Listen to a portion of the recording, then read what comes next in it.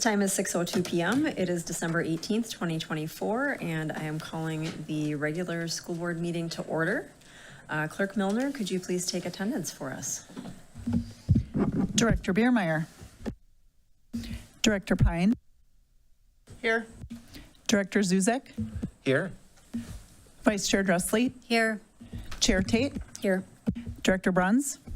Here. And Director Milner here. Thank you. And now I'd like to ask all who are able to please stand and remove your headwear for the Pledge of Allegiance. I pledge allegiance to the flag of the United States of America and to the republic for which it stands, one nation, under God, indivisible, with liberty and justice for all. All right, thank you. And now we are moving on to the approval of the November 20th, 2024 regular board meeting minutes. Could I get a motion on this, please? I recommend approval. Zuzek. Could I get a second? Second, Milner. Any discussion? All right, seeing none, all those in favor of approving the November 20th, 2024 board minutes, please say aye. Aye. All those opposed say nay. Motion passes unanimously to approve the November 20th, 2024 board meeting minutes. All right, next I'd like to say thank you to all of those in attendance tonight and joining us online as well and online in the future. We appreciate you being a part of ISD 200. And next up, we have the Raider Spotlight. Superintendent Champa. All right, my very favorite part of the board meeting, sorry. But tonight we have our recognition of our semester, employees of the semester. And so we're so excited for those of you who are here. So we are going to have you come up. Just tell us a little bit about, it was so much fun for me because I was able to go and for the most part really surprise people and students in the room. And it was just, one of the best events. So I'm going to call you forward and then we'll have you one at a time since we just have the one mic. So we have Anna Talugan from Tilden, Mary Pash at our middle school, Brandon Bowling at our middle school, Drea Selesky in our district office, Brianna Dietz at the high school, and Chris Moore at the high school. So if you can please come forward.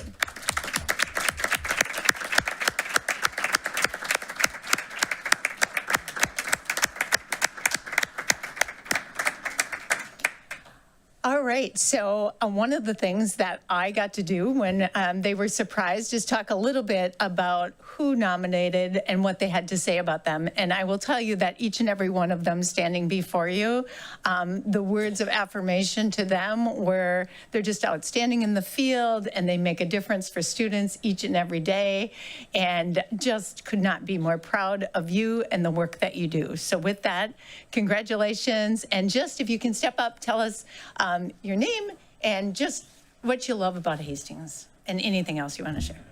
So, Mr. Moore, would you like to start? I'm Chris Moore. I'm assistant principal at the high school, and I can say this is a great recognition, but I couldn't have done it without the teachers, the staff, and the great students, parents, community members we have. It's easy to come to work every day and do the right things and help make a difference for kids because of all of the support and everybody that works at the high school and throughout the district here. So it's just fantastic for me to get this, but it really needs to go to everyone else. They make it such a great place to work. And some of the words to Mr. Moore were just that he treats kids fairly and is just always there to support and just an integral part of the fabric of the high school. So thank you. Hello, I'm Andrea Selesky, I work in the district office, and I am in payroll. I would say my favorite part about working in the district office in Hastings is, A, I feel accomplished every day when I leave work. And B, I laugh pretty hard almost every day. And Lindy's right in the corner by me, so we laugh pretty good all day. So. And Drea, just in payroll, Drea gets things done. Let me tell you, she's busy from the moment she gets there, and I always like it when I hear you laugh because I know how hard you work. So thank you for your work. Yeah, thanks.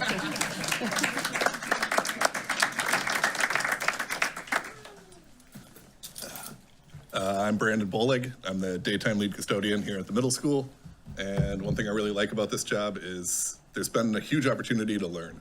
I've only been here for 2 years. I've never done anything in this career field before, but ever since I got here, it's just been information after information and a lot of wiggle room to make mistakes and figure out what I'm actually doing. So it's been a great time.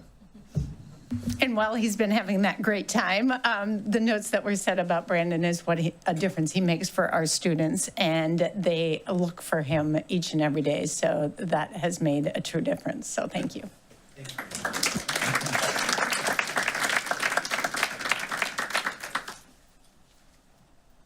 Hello, I'm Brianna Dietz, and I get to work with multilingual learners at the high school, and I love finding new ways to support them and learning from them. And one wonderful, unique thing about my role is that I get to learn from my colleagues, and I'm collaborating with them in their classrooms. So I feel very honored for this award. Thank you. And Brianna, before you leave, do you want to talk about what you were just teaching them, what to expect on Friday? Some of your Oh, newcomers? yes, I was explaining the different dress-up days. So, for example, Friday's ugly sweater day. So I had to talk about, what is an ugly sweater? What does that mean? What does it look like? And looking for pictures. So that was pretty funny.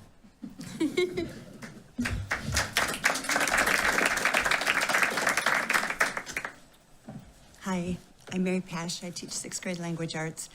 Maybe my favorite thing about being in the district is I've done about 1 million things. This is my 36th year here in the district, and I've taught every grade on my grade level. I've been a media specialist. I've worked in the district office, in the curriculum department. So just amazing, amazing opportunities in this district. My favorite thing is following kids through from the beginning of the year to the end of the year, and just seeing their faces light up when that concept makes sense, finally, and just watching them progress and watching them have fun. Middle schoolers are fun, so watching them have fun.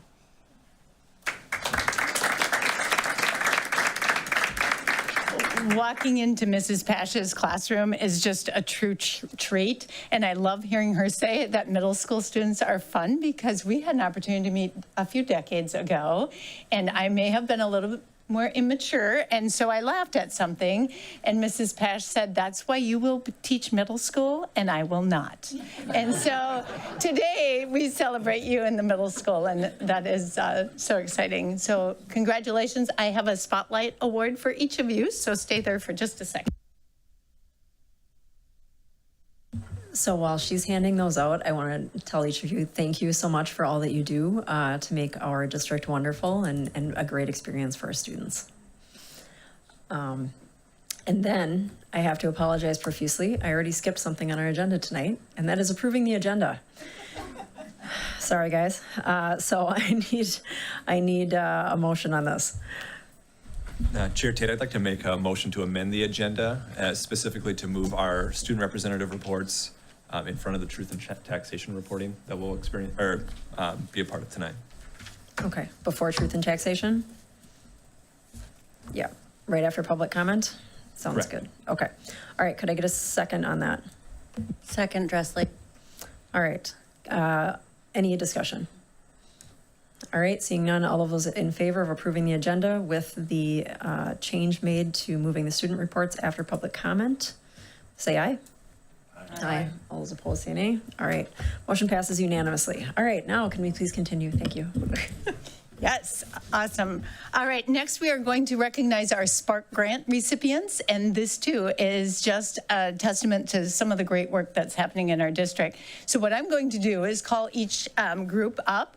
I will not steal the thunder, so I won't say what your project was, so if you can tell us a little bit about your project when you come up.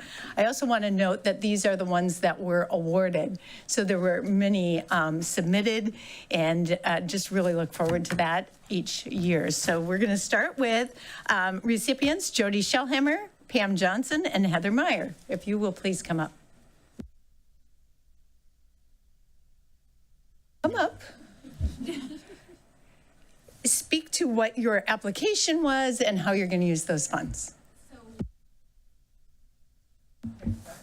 We wrote our grant for a fleet of rolling whiteboards for Hastings Middle School. so that teachers could check out like groupings of whiteboards and use them for collaborative work as we continue to build towards using Avid school-wide strategies at the middle school. And so teachers can, for example, in a science class, you could have students working on a variety of projects, or you could have students doing stations and traveling from whiteboard to whiteboard and working collaboratively. And instead of always, we do a really good job of helping kids figure out how to utilize technology, but sometimes in the process of that, we forget to teach kids how to talk to each other and work together and get out of their seats and communicate face to face. And so we're just hopeful that our teachers at Hastings Middle School will check these out and use them in their various class strategies. So that's our project. Yeah.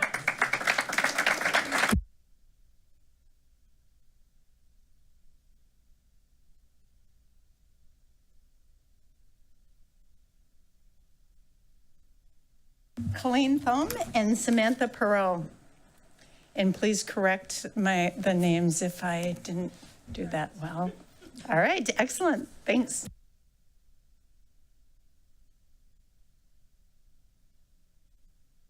Yes, okay, are we live? Okay. Our grant was it was called Outdoor Classroom. I throw quotes up because there's not gonna be a board of anything but blocks. And then like a weight scale. Our purpose in doing this is learning is lifelong. Sam brings that to the classroom every day and she puts it in action. We know learning can be formal and informal. And in all levels of classrooms, both with our little humans, elementary, middle school, high school, there are lots of moving parts and teachers juggle a lot. So what we really want to do and hope for this is that children have the space and time to develop, because development is the foundation for academic learning later. When we ask them to sit, to sustain, be persistent, communicate, cooperate, that's hard, and that sometimes gets overlooked. And through a toy like this, and because it's gonna be outside, it's sort of like we can maximize all of the benefits in that sense. So we are very grateful that we are able to support children because that's who we wanna see moving. So they can really lay that foundation for themselves and their journey. Yeah. I'm super excited to see it. Yeah. So are we. Every day we go outside, we're planning, and we've got this plan, and we just are trying to go piece by piece, and we're really excited to see it grow. And because our school is in a place where the community can use it as well, I think it will benefit lots of people. Yeah, so thank you. Thank you. Yep.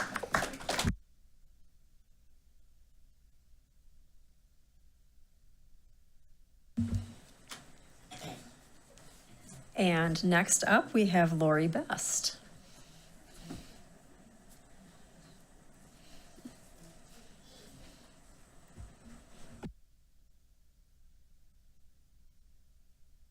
As usual. I say I do this because I like shiny things, but that probably is why I also teach 7th grade. So I'm Lori Best. I teach 7th grade computer science. And one of our units, which usually is the biggest favorite, is our robotics unit. So a few years ago, I had written a grant to get some of these Sphero robots. And the great thing about them is they're very engaging, very hands-on. Students use programming to utilize lights, sound, and motion. And what I wrote the grant for is just kind of expand it so that we can have no more than 2 people or 2 students per robot, so it's much more hands-on. So they are a ton of fun. They do make noise, and then you can program to do different light patterns, and they roll around on the floor, and tons of fun. So I'm just incredibly grateful to expand it and get more in the hands of students because they're so very engaging. So thank you.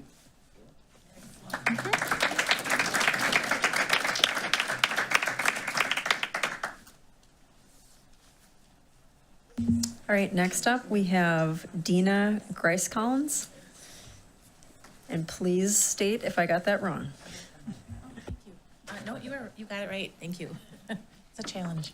My grant that our group did was for Tilden preschoolers to have a light table and some manipulatives, and it looks a little bit like this. The kids helped make that. It's going to have it lights up on the bottom, and then it's a little bit bigger so that it's at their level. They get to interact with it and each other at the same time. And then we were going to rotate it throughout all the classrooms so that everybody would have access to it as well. We're hoping that this, we know that this will just bring excitement and a new way to use technology and light and science and in different ways. And then we're also going to have some manipulatives that go with it to help with some STEM building projects, or if there's some literacy pieces with some letters, just to bring that into focus for kids at this early age, and just to make learning fun, because learning should be fun, and especially when they get excited and you see that look in their face that it's something new and they haven't maybe done that before. It's just a wonderful experience for everybody. So that's what we did. So thank you.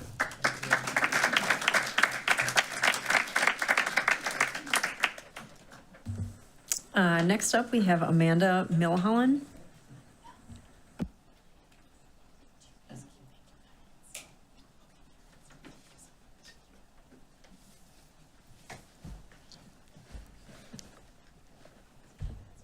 Good evening. I wasn't sure if it was still on. So I wrote a grant for the Family and Consumer Science Department, and my grant was for 8 new robot baby or infant simulators. This is a big grant, and I'm really thankful for it because this is kind of a legacy project, I think, in some ways. It's been part of the Hastings curriculum for many, many years. And over the last year and a half, the current babies that I have been kind of malfunctioning a little bit. So it's been a challenge because my students are so excited for the opportunity to do this. And then what has been happening is the batteries wouldn't last long enough. And so they would sign up and have their weekend that they took off work or whatever, and then brought the baby home only to see that it didn't really work the way they had hoped. So I needed some new babies, and I was really excited for it. So I'm also going to share that as the email came in, and I felt like I was in the labor and delivery room, I projected it in the classroom, and I was like, we're getting new babies, and the kids were so excited for that. But I love when my students have done this in the past and they'll come back after their weekend experience, and one of the things they're required to do is to take the baby on an outing. So that can be to a park or to a store or whatever. And one of the things that they'll often say is that people will stop them in the community and say, oh my gosh, I remember doing this so long ago. So it's like the parents seeing their kids kind of doing this full circle. And I have Briseis here, and Briseis, nice to see you tonight. And you took a baby home, so you're well aware of the project. Do you want to talk about that at all? I did. I took home Howie. I think about him often.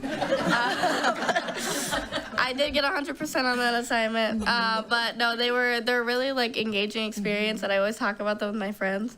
And I think that they're really awesome that you're able to provide those experiences. And I brought mine to Spiral Co-op. That's awesome. Yeah. And Howie actually has a tuxedo because one of the students wanted to take a prom picture with the baby. So they get very excited about it. So again, I was really grateful for the opportunity to continue this for the kids. Thank you.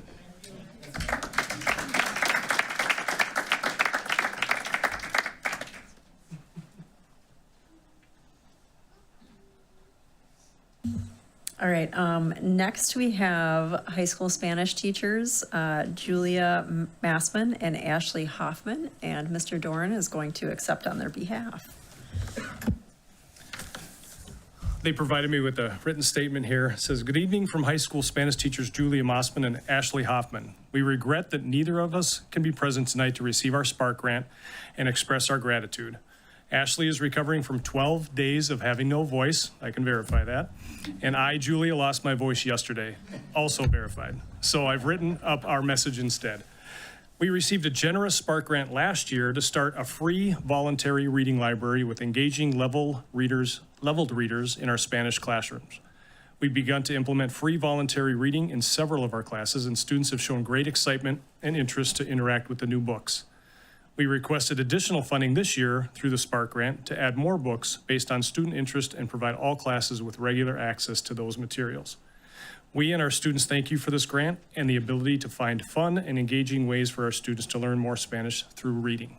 So thank you.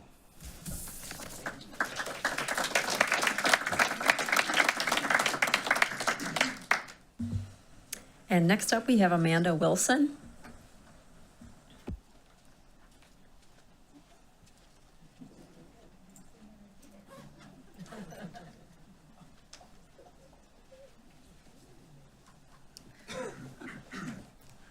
Hi, I'm Amanda Wilson. I teach the 18 to 22 transition program, the STARS program, Students of Transition Aid Acquiring Relevant Skills, that's what it stands for, at the high school. And I wrote a grant for, it's an organization called MinProv.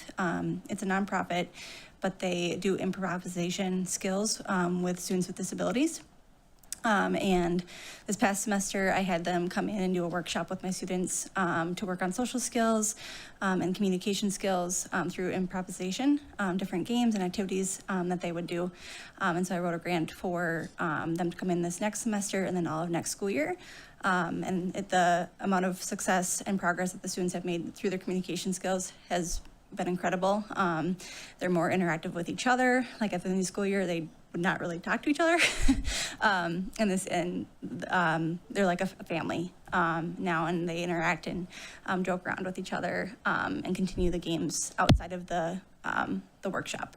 And so it's been really cool to see and see their communication skills just improve throughout the classroom and in the community too. So thank you.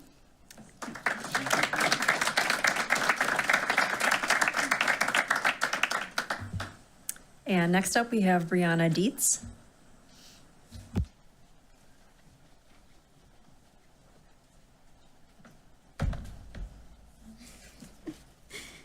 I would like to thank the committee for the opportunity to support our multilingual learners, specifically our newcomer students at the secondary level. As you know, we have a lot of new students coming to Hastings. We're looking forward to using the Spark Grants funds to build classroom libraries at the middle and high school level that support our new to country students so that we can offer book choices at appropriate language levels and also that feature like relevant high interest topics for teens.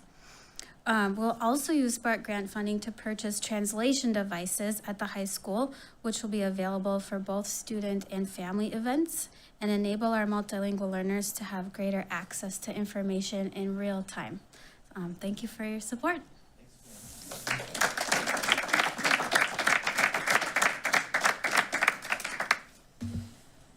Next up, we have Josie Stepan.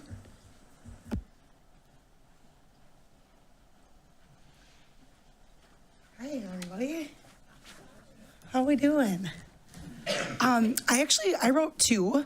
I'm here for both. And both of them kind of play into the same role. I work with a lot of our Tier 3 intervention students in both academics and behavior at Pinecrest. And one of my initiatives this year has really been to connect with all students and developing a school-wide language community and kind of really digging into our school-wide initiative of Pinecrest Pride.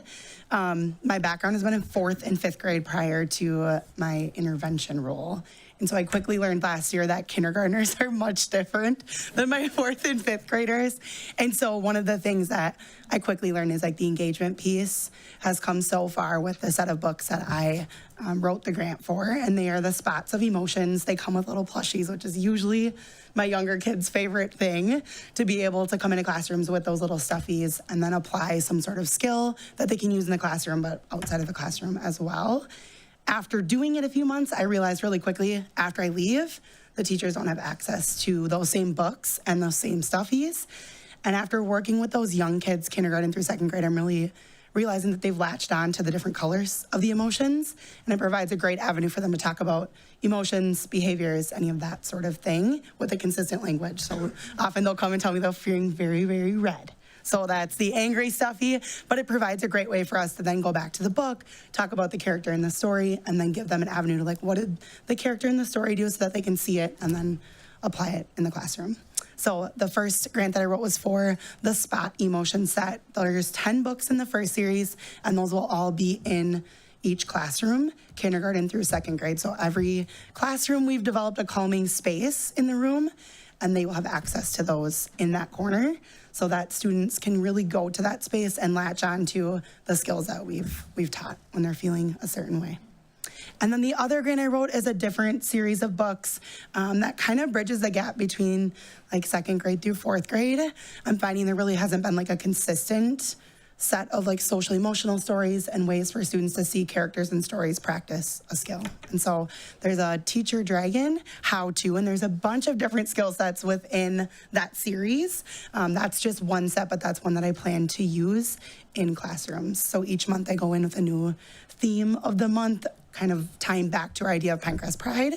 And that's just a different approach, something new for the kids to learn skills through some different characters. So both sets, hopefully the kids are gonna be excited. They refer to me sometimes as like the stuffy lady, because I come in with like the pillow full of these little plushies of different emotions. So I'm excited to have them in their classrooms. So thank you. Yeah.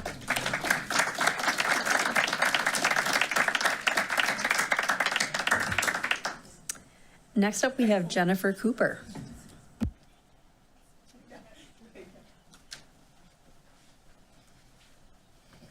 Good evening, everyone. My name is Jenny Cooper, and I am the new art teacher at Kennedy Elementary, although this is my 17th year teaching, and I am bringing my passion for three-dimensional art to Hastings, especially related to clay.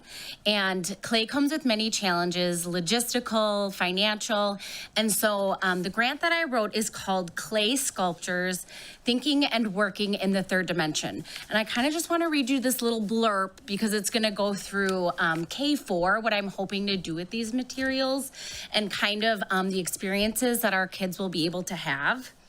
It says, by approving this grant application, 462 students in kindergarten through fourth grade will be able to learn about and apply various clay sculpting skills. Kindergarten students will learn about the basics of clay, including where it comes from and its general uses. They will learn how to hand build an animal shape and will experiment with tools to create believable texture. Clay in kindergarten is a big deal. It is one of my kids' favorite days in the past, and it's something that just ties really directly to a memory that you will hear them talk about for years to come. And then when they return as first graders, one of the first things I usually hear is, do we have a clay project this year? And so I always try to grab their attention right away in kindergarten and help them learn to love and experience clay. So then in first grade, we can move on to something that's maybe a little bit more challenging. And so my hope in first grade is that they'll be able to create a functional clay vessel using pinch pots and a real candle, which is a crowd pleaser when you can make a functional thing that works and that you can take home.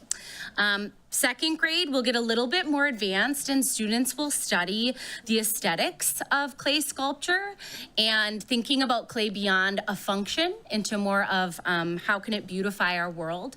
And they're gonna be making a clay slab leaf bowl and a tiny model magic insect.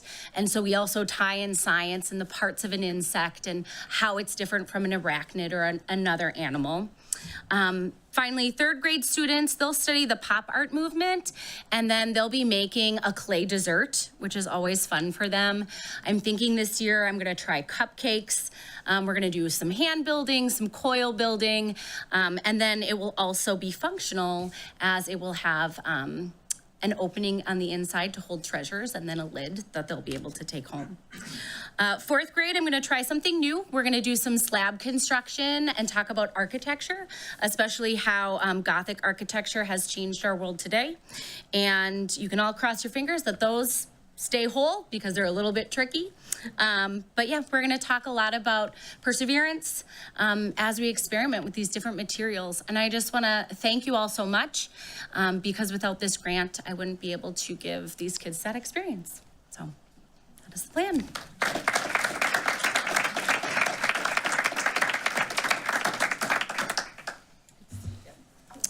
Next, we have Dave Davenport.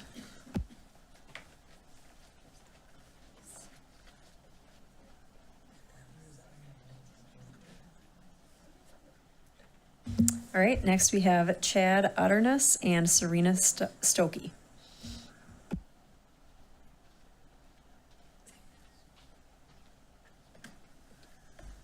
Hi, I'm Chad. Ms. Stokey wasn't able to make it tonight, but we had 2 grants we worked on collaboratively together.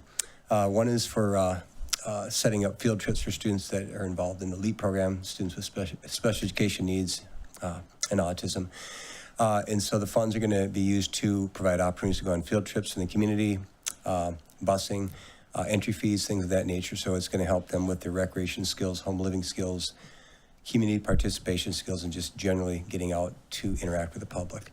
And the other grant is to create a Raiders cart. We hope to get materials and supplies to have a cart at the high school where we can distribute items to staff, and kids can work on counting money and potentially preparing coffee for staff members if they order it, and just having merchandise readily available for staff. And so the students will work on that management and the organization of all the materials and to serve the high school staff in that regard. So those are the 2 grants, and I appreciate the opportunity. Thank you.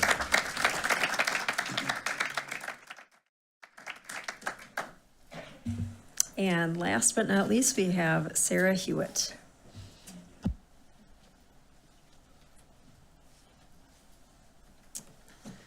All right, I am Sarah Hewitt, and I'm our district's tech integration specialist, so I get to travel preschool through 12th grade and run the gauntlet. And one thing that I noticed is as the elementary teachers invite me in to do different STEAM activities in their classroom, so science, technology, engineering, art, and math, I never know what supplies I'm going to be confronted with. So I wrote one called STEAM Labs for All. So it will be a mobile cart that I can take to rooms with me.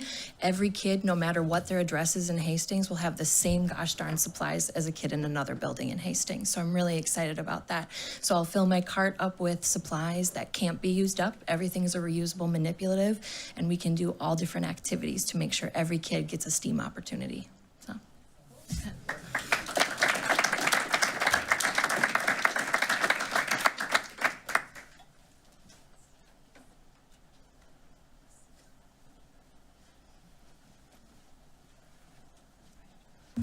All right, that wraps up our Spark grants, and that was just an awareness piece. That was $50,970 going to well-deserved things, and thank you for writing them. And I would say hearing the passion for the work that you do is why we're here. So thank you for all that you do.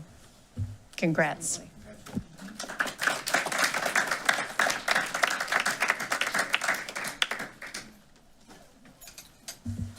All right, next on our agenda, we are moving into the public comment session.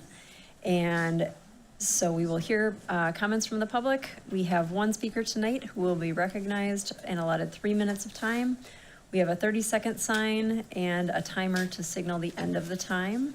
We ask that speakers state their name for the record and refrain from using this time to criticize or complain about any specific employee by name. Please be aware that the school board is interested in hearing comments from the public and will listen carefully, but is not obligated to respond or debate in this setting. We also request that speakers be respectful. And with that, I'd like to welcome forward Ms. Hedin.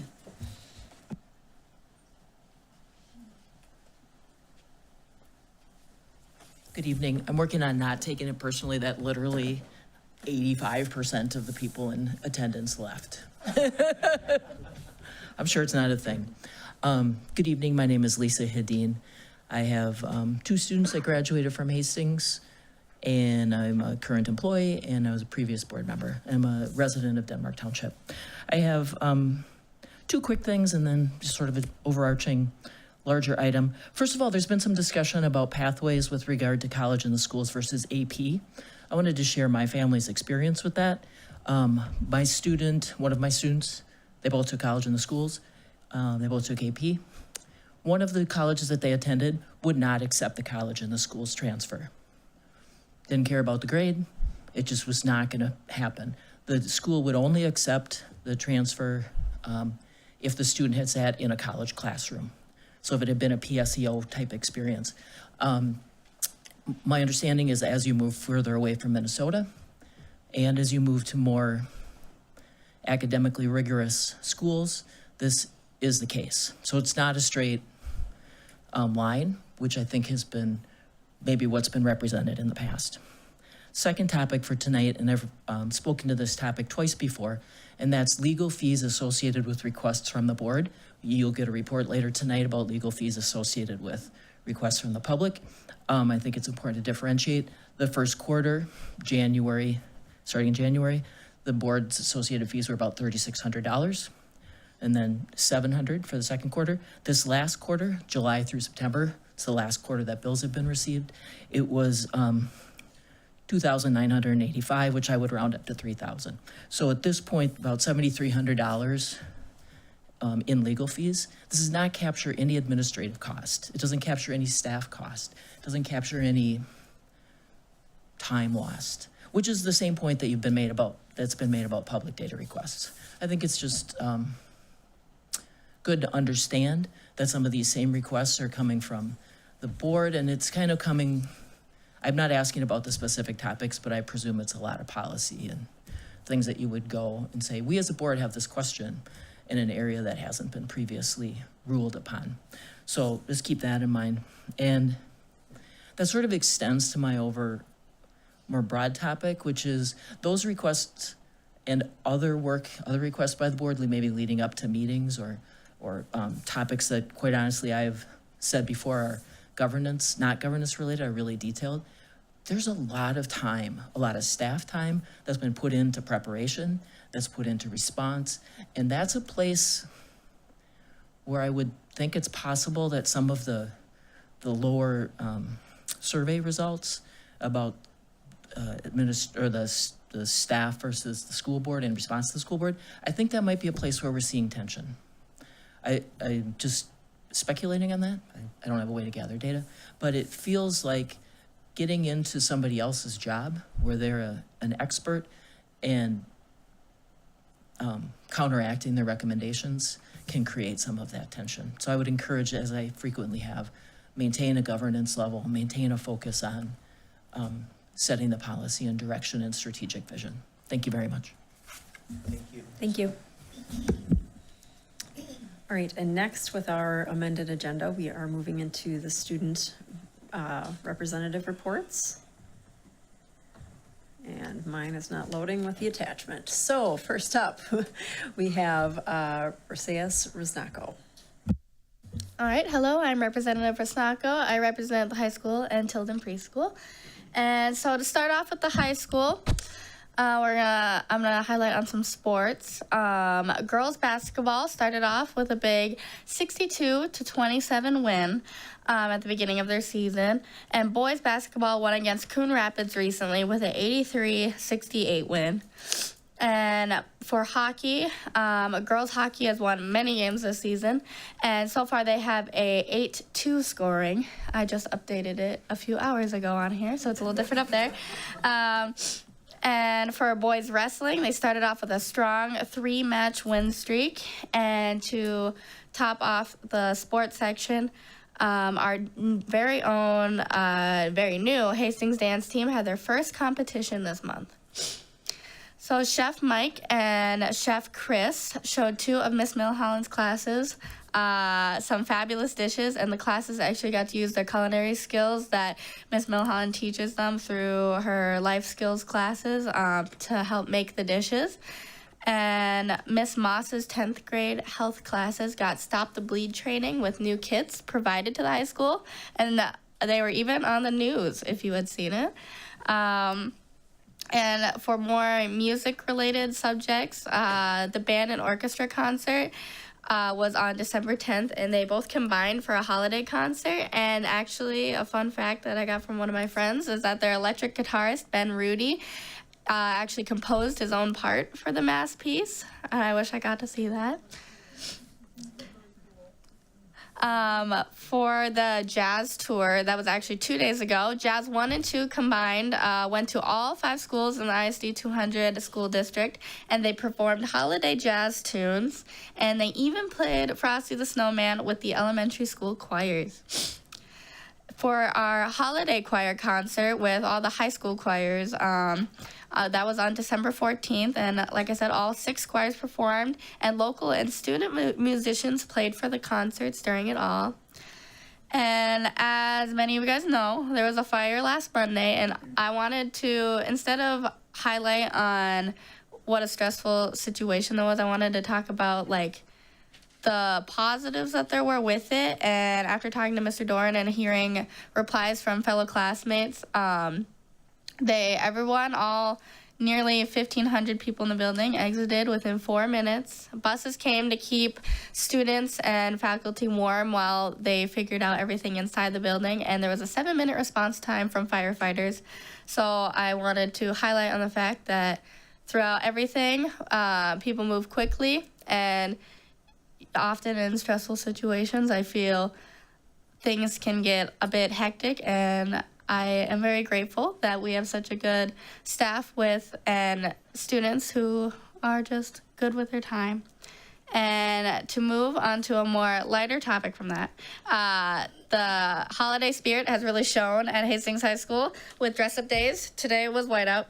And there was music from jazz and band on Monday morning coming into school. And there's decorations put by student council and many teachers alike all around the building, which is very wonderful. Moving to Tilden Preschool, the preschoolers explored their 5 senses and worked on fine motor skills by making slime. And if you scroll down on there, there's one picture of a student playing with slime.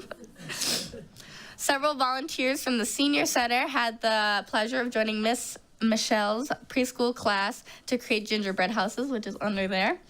It's one of the many special opportunities they have at Tilden with a span of generations under one single roof. And this week they will also have their holiday program, so many festive tunes coming in the district. All right, thank you. Any questions? All right. Next up, we have Representative Aiden Suarez Garcia. So for McAuliffe in December, there was an OL and LA, or OLA as they call it, which went over curriculum for reading teachers. Also, the kids took vision and hearing screenings. The Native Liaison met with 14 students and helped them in any way they needed relating to their culture at all. The 4th graders took a trip to the Carpenter Nature Center for winter survival. And then for the kindergartners, they were having a story visit, which is a ton of fun for them, and along with being educational. Also, they celebrated Grandparents' Day with their grandparents in attendance, where they made gingerbread houses following the festive themes. And I was able to spend time in Miss Jonley's room and interact with the students. If you scroll down, there's some photos I have. So they made their passport, and that was they made that flower. I forgot the name of it, but poinsettia. Yep. And they made that day. And there's one more photo if you keep scrolling. And this is kind of outlines more of it. How they're learning about cultures and different celebrations about like the festive season of December, just all throughout the world. So they told me about in Germany how they had a pickle in a tree. Very interesting. And then I had another photo. It wasn't able to upload on it. It wasn't working, but I was able to spend some time with the students and draw with them during their drawing time and their free time, and that was a lot of fun. I remember when I had to leave, they all were so sad. They were all like, "Oh no, don't leave, like stay." And I was like, they got me a little bit. That's how they got me into drawing. I stayed for 5 more minutes, and I drew with them a little bit. But then I had to get going, unfortunately. But that was a ton of fun.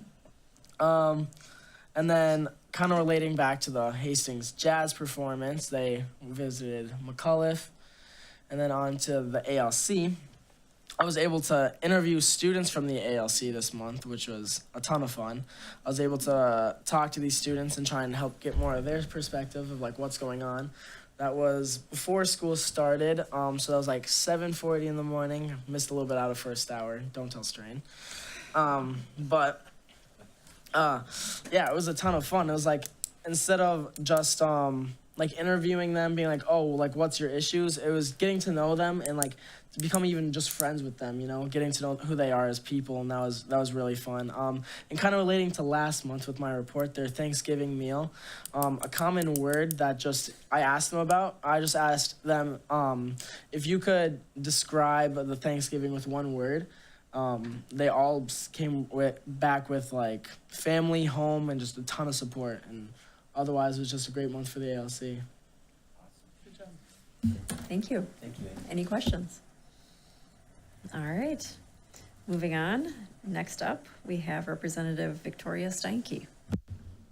Good evening. So I have a long list of middle school activities for this month, so I'm very thrilled to share. With athletics, the 7th and 8th grade boys basketball registration has been ongoing, and they will start their season next month. Also in the preseason are the ski teams. So there's no middle school ski teams, but middle school students are welcome to join the Alpine or Nordic ski teams through the high school, and they are in their pre-competition phase. On the Nordic ski team's schedule, it is stated that this month has been about building time on skis and doing race-level workouts, as December includes peak intensity training. The girls' basketball team has been going strong, and their most recent game was Monday at Inver Grove Heights Middle School. The wrestling team has also been working hard this month, and I'm excited to say that they are conference champions. Lastly, for athletics is the gymnastics team. Again, no middle school gymnastics team, but they are welcome to join the high school gymnastics team. They had varsity meets on the 5th against Tartan at home, the 12th at Two Rivers, and they have another one tomorrow against North St. Paul at home. Moving on to the very busy middle school art programs. Of course, I have to start with the talented bands and choirs. On the 5th was the 5th and 6th grade band concert. Later on the 12th, the 5th and 6th graders in choir had concerts, so clearly there is no shortage of musical talent in middle school. Monday and Tuesday marked auditions for the next middle school play titled Game of Tiaras. Immediately after auditions on Tuesday were the 7th and 8th grade choir concerts, so it is safe to say that the musically inclined middle schoolers were busy. Speaking of working hard, the middle school continued their Rockstar Awards this month. Just a reminder, Rockstar Awards recognize students who exemplify safety, responsibility, and respect. So a huge congratulations to all the students who won those. And then to finish off, there are just a couple more student activities. Members of HMS are looking to start a chess club, which is an exciting new opportunity for students. On December 6th was the 7th and 8th grade dance. The theme was Winter Wonderland, and it was hosted in the cafeteria with refreshments and music, a DJ I hear. On December 10th, the Knowledge Bowl teams went to Matamidi for a meet and did very well. And finally, this Friday, students are encouraged to show off their ugly sweaters at school, and they get to play Jingle Bingo to kick off their well-deserved holiday break. Awesome, thank you. Any questions? All right, and finally, we have a report from Student Representative Jen Banky. Hello, everybody. I kept it a little short and sweet this month, you know. All right, so we're going to start off with Kennedy. Kennedy has been having a pretty good December. They started off their month with 10 Days of Giving on December 1st through 10th, and they partnered with Hastings Family Service to help families in need. Last year, all the elementary schools raised $14,000 and 4,700 pounds of food. This year's top donating school will get a scoop of custard for all of the students and a butter burger with fries for the staff, so stakes are very, very high. New members of the PTA were also welcomed by a Grinch party, getting to watch the movie in the gym. Students also got in touch with their emotions this month with the school-wide theme of emotional management. They learned a new system to express these feelings and have implemented it throughout the school. And then this month at Pinecrest was also involved in the 10 Days of Giving. They were the winners last year, so they are really hoping to keep up their title this year. We'll find out. I'll let you guys know next month. Pinecrest has also revamped Pinecrest Pride, which we heard about in one of our grants earlier. And then Pride stands for problem solver, respectful and responsible, independent, demonstrate self-control, and empathetic. A little bit of a mouthful. And then with this revamp, there has been an incentive. Students who got 3 Pride tickets before December 13th got a very exclusive invite to a hot chocolate party. I'll also find out how that went later on. Thank you. Thank you. Any questions? All right, and next up we have Truth and Taxation. So I believe Ms. Subert will give us a little intro here.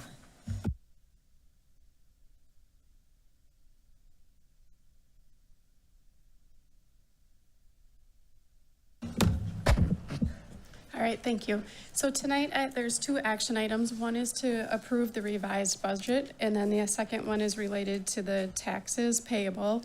So I'm going to start by just lightly covering the revised budget. I'll focus on the changes from the adopted budget to the revised, and then I'll move into Truth and Taxation, which will also include additional information on the revised budget. So the entire packet is available in Board Book and will also be on our website tomorrow for the budget if anybody's interested. So Lindy, you're at the perfect spot. Thank you. As far as changes to the budget since the adopted, the first one is related to student enrollment. So there is a change of a decrease of 8 students from our previous budget, which equates to approximately $40,000 decrease. The next line is for special ed aid, and that budget is increasing to $11 million. So that's an increase of $720,000 since the adopted. Interest is also being updated, and that's an increase of $330,000. The next line is for the accumulated sick leave or pension amount that goes into the committed. It's actually decreasing, so you'll see it on here as an increase to the revenue of $42,000. And then all other revenue sources equate to about $23,000. Tuition from out-of-state students, about $13,000. And then the rent with HCTV is being updated, so that's a decrease of $9,250. And then our E-rate is also decreasing by $39,000, and that just varies year to year based on the eligible projects. The rest of the adjustments to the revenue are equally offset in the expenditure, so I won't go through those ones. But if we look then at the expenditures for the general budget unassigned, the general fund unassigned, we are changing to teachers on call, so there's some adjustments here for that, and many of them kind of offset in other areas, so I'll talk about that. But the substitute teacher costs are being moved to finance, coming out of our payroll. They'll now be paid through finance. So there's an increase there of $267,000, which is offset down below where you'll see that the payroll benefit annual calc is decreasing by about $216,000. And then our tuitions to care and treatment programs and charges to colleges and technical schools is increasing by $231,000. There are some fees that we will pay to teachers on call that are going to be offset by savings with FICA and TRA for us paying subs currently, so that's $75,000. District-wide budgets is increasing by $46,000, and that's annual software renewals that are used district-wide.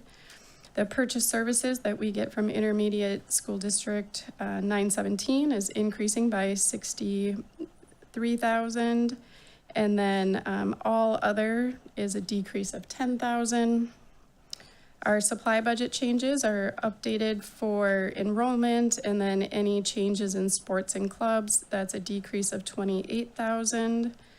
Again, the liability study, which is the OPEB payments that go to the trust, the other post-employment benefits, that contribution is decreasing, so that's a decrease of $106,000. Our utilities, just updating that based on prior year actuals, decreasing $177,000. And then the next line is the subsequent year's expenditures. So that's an audit entry that's required. Because the adopted budget was approved, overspending, we're required to make this entry. So that's $791,000. And then the payroll benefit annual calc is decreasing by $216,000. And then again, the remainder of those expenditures are equally offset within the revenues, so we won't necessarily talk through those. But if we move on to the next page, for the unassigned, if you get all the way down towards the bottom, Lindy, right there, you can see that overall, our budget is revenues greater than expenditures by $894,000. And that is mostly related to that audit entry of $791,000. And our ending fund balance for unassigned is projected to be at a little over 18 million. So this will be an individual action item later in the board agenda, but now I'll move into truth and taxation unless there's any questions on that piece. No? All right, so then truth and taxation. I'll give Lindy a second to catch up. Thank you. So Minnesota state law requires that we hold a public meeting between November 25th and December 30th. It has to be 6 p.m. or later. It can be part of our regularly scheduled meeting. We have to allow for public comment, and then the board can adopt the final levy at the same time.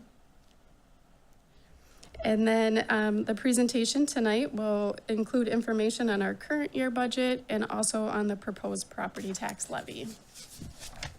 So our agenda, there'll be a little bit of background information on school funding. We'll talk through the district's budget. We'll look at the proposed tax levy for taxes payable in 2025, and then we'll have a public comment section. So Minnesota legislature must set funding for the Minnesota public schools. It's intended to be a uniform system, and it establishes a general and uniform system for all public schools, and that can be through taxation or otherwise. Oops. So the state sets formulas which will determine districts' revenue, and most of them are based on per pupil amounts. The state also sets the tax policies for local schools, and it also states the maximum authorized property tax levy. The state also authorizes school boards to submit referendums for operating and capital needs to voters for approval. And then this next slide looks at the Gen Ed formula allowance. So this is a graph you've probably seen before, but the Gen Ed funding is our largest funding formula. It has not kept pace with inflation. So what this graph is showing is the difference between inflation and what we're currently getting. So there's a difference of $1,364 that would equate to about $5.9 million for Hastings if we were getting, the formula had kept pace with inflation. And then, so based on information from the Minnesota Department of Education, for fiscal year 23, the special ed costs are also underfunded statewide by about $726 million. And then there was some recent updates to the funding for special ed that increased the funding. However, the cost will still be underfunded by about $455 million statewide by fiscal year 27. So the primary options to build the funding gap are to either cut from our regular program budgets or to increase referendum revenues, which most districts have done to help fund special ed. So then we will look through the district's funds and what we have budgeted in each one. The next slide is going to show the required budget publication that the district does each year. And because this is kind of small in a spreadsheet, I'll just keep going and we can look at it in some graphs. So the overall revenue for all funds based on the 24-25 budget is a little over $80 million. And our general fund is the largest source of that revenue at about 85%. And then after that, it goes to food service at a little over $3 million, and then community service at about $2.8 million.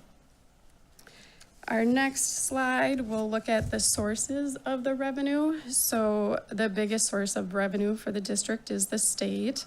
We get about $48 million, which is about 70% of our budget. And then after that, it's local at 18.8 million or 27.5%. And then after that is federal at 1.4 million or 2.1% of our budget. We can look at our expenditures then. So school districts are really a people business. So between salaries and wages and employee benefits, it accounts for approximately 72% of our expenditures. And then after that is purchase services, which again is oftentimes still people. It's just that they're contracted with, and then supplies and materials after that. Going even a little bit further, we can look at all of our expenditures by program.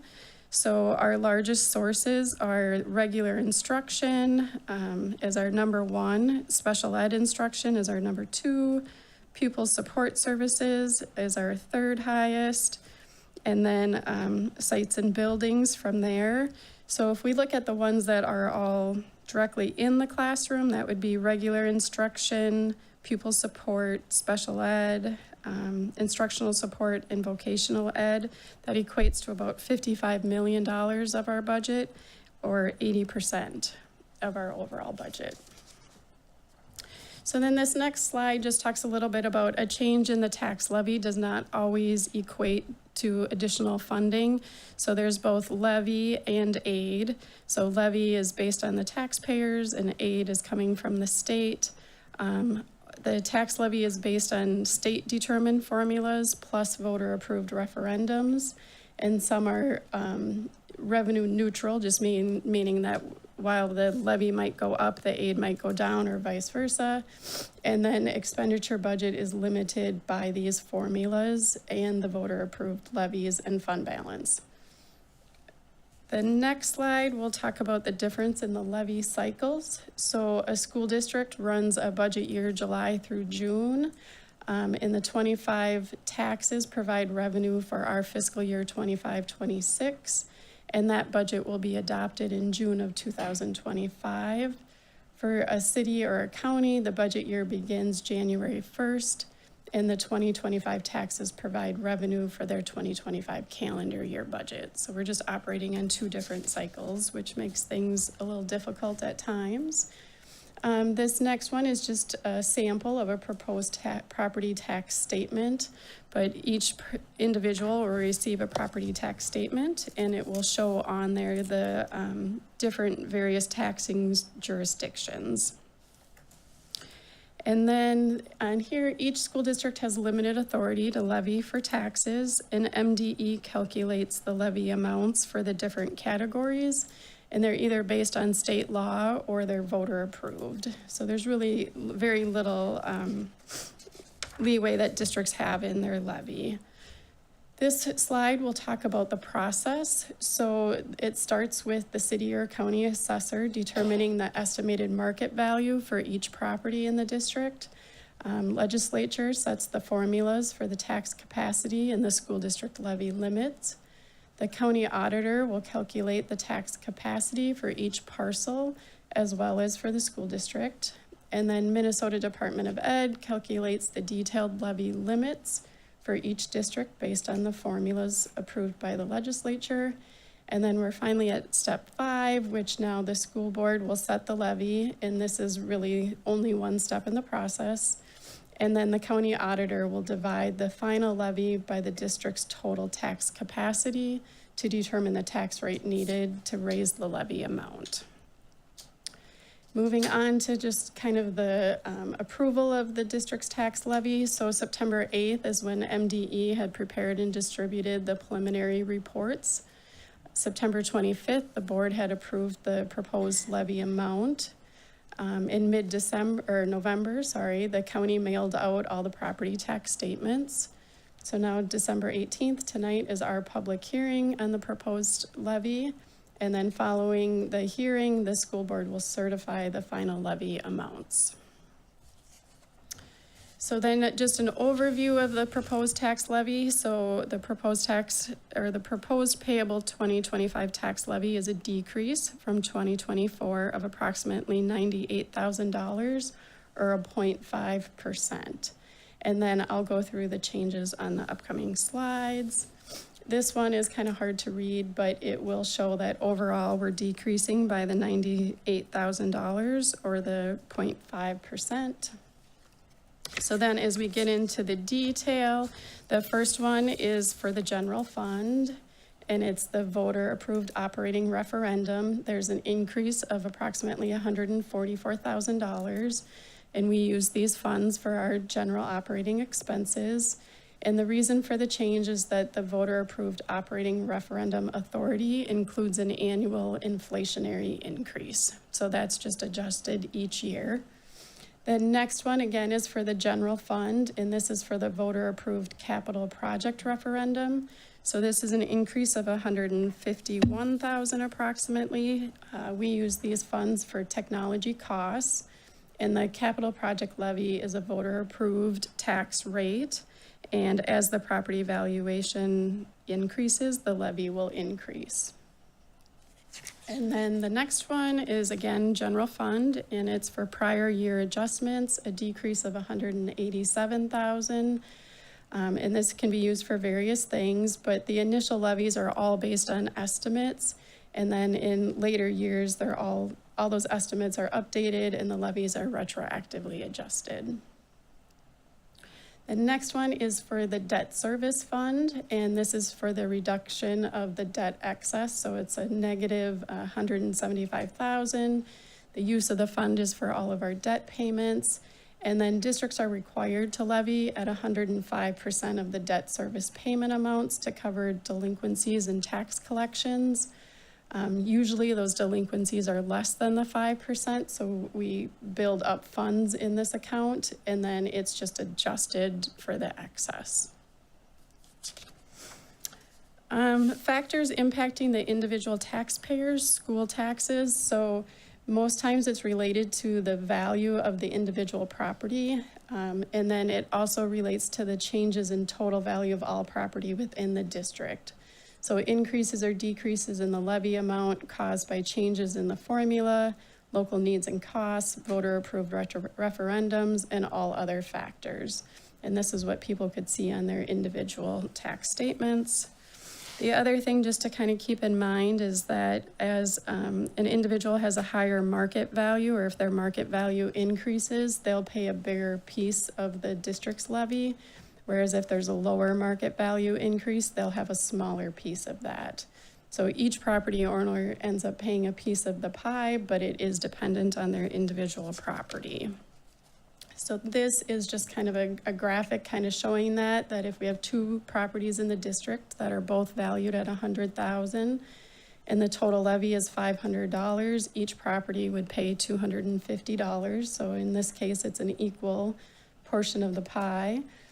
In the next slide, though, it shows that the orange house has a value increase of 10% and the blue house is increasing by 25%. It's still the same total levy of $500, but the orange house will pay less and the blue house will pay more just based on how their valuations are changing. There was some legislative changes for Pay 2025 through the Minnesota State Legislature, and there's providing a tax benefit to homeowners by increasing the homestead exclusions, and then there's also like a first tier limit for ag homestead land. So these are things if people think they apply to them that they would want to work with their tax advisor on. And then just a kind of a quick comparison. So we look at a 4-year school levy comparison. And the examples include the school district taxes only, and they're shown based on no change. And then secondly, we'll show them based on a 24.2% increase in the property value over the last 4 years. Actual changes in value may be more or less, so these are intended just to be examples, but they are specific to the city of Hastings. And these were prepared by Ellers, which is our financial advisor. So you can see on this next slide, for a residential home valued at $200,000, the actual taxes paid in 2022 would have been $738. 2023 is $703. 2024 is $726, and then for 2025 it's $685. So from 2022 to 2025, there's a decrease of $53, and then from 24 to 25, there's a decrease of $41. These next ones are just some additional illustrations to show different properties. I won't necessarily go through each one of them, but they're available for people to look at if they're interested. And then if we get a little bit further, there are some state property tax refund and deferral programs available to taxpayers right here. So there's a homestead credit refund, a special property tax refund, and a senior citizen property tax deferral program. Again, if these are things that individual taxpayers are interested in, they could work with their tax advisor on them. So moving on, the board can accept public comment on the proposed levy, so I'll turn it over to the chair for that. But then later on the agenda, there's an action item for the board to certify the 2025 proposed tax levy. And I'll just say, as of today, I have not received any comments or questions related to the levy. Thank you very much. Any questions before we get started on public comments? All right, thank you. At this time, I'd like to invite anyone from the public who would like to come up and comment on truth and taxation.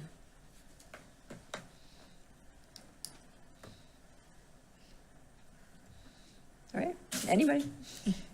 Come on up. Welcome.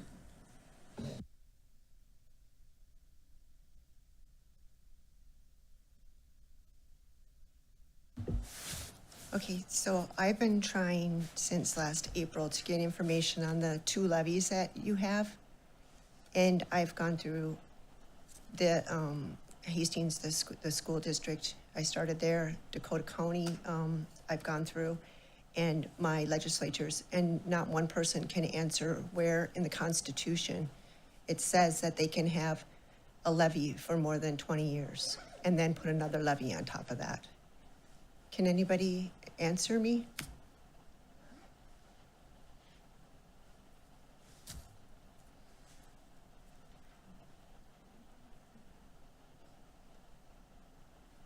I would say it's public comment at this point. We can respond if you want to leave your information. I think some of it's, her question is related to the authority to renew, which that was provided by Minnesota State Legislature, but I think we can do some more research and get you a better answer. I've actually already went through the school district to find the answer. I've also went through the Dakota County Commissioner's office. Nobody responds. There are maxims of law that I have that say that the expressed agreement of the parties prevails against the law. So because the agreement of the parties makes the law of the contract, there's no law that the legislature can make against the constitutions. There's also a maxim of law that is 24R, and by a contract, something is permitted, which without it could not be admitted. Then you have your state Constitution, Article 1, Section 11. No bill of attainder ex post facto law or any law imparting to the obligation of the contracts shall be passed, and no conviction shall work corruption of blood or fortitude of an estate. So these maxims of law and your state constitution goes against what you're saying, that there should be a levy on top of a levy that was not voted on by the people. It's supposed to be voted on by the people, not the state legislature, not the Hastings board, but the people have to vote on it. And I seem to not be able to get an answer to that, so I just wanted to bring that to your attention so you know. Would you mind emailing that information to the board? I would like to read the documentation you're looking at. Yes, I would love Thank to you. do that. I would appreciate that. Okay, thank you. All right, thank you. All right, anybody else for public comment at this time?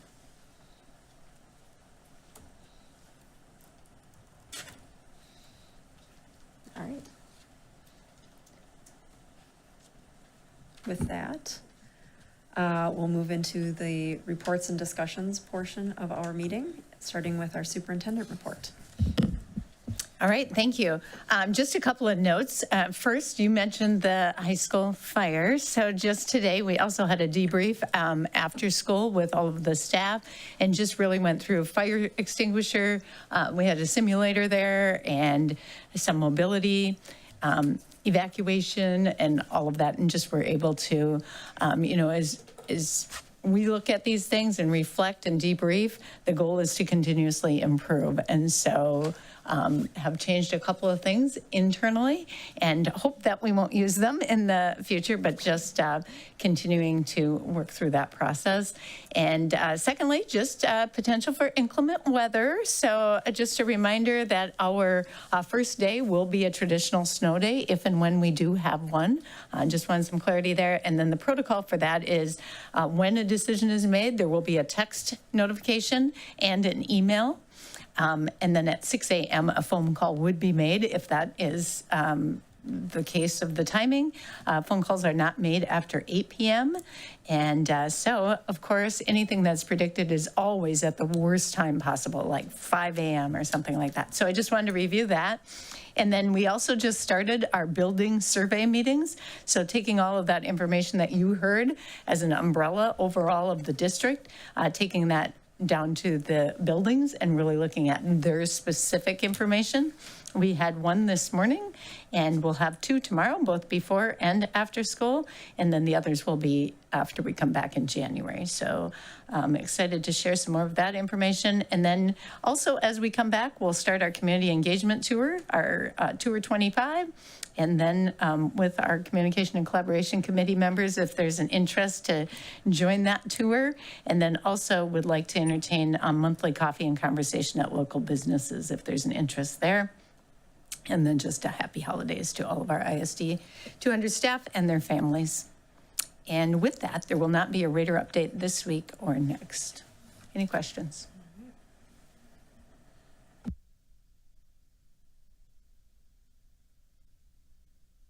Yes, so cadence.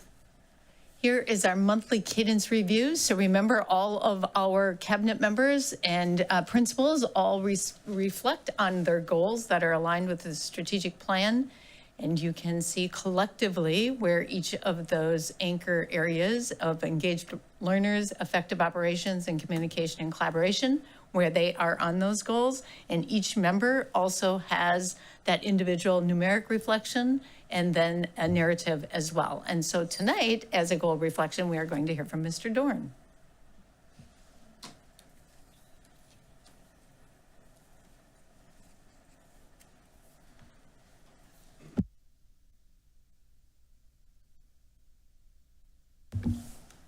Thanks once again for having me. With the board's permission, I think the next two items are my cadence goal and a pathways update. My cadence goal is about the pathways, so if I can combine those two, I would appreciate it. Lindy, did you say this? We're good to go? Thank you. So as of today, I just wanted to share with the board what my particular goal is in relation to our pathways.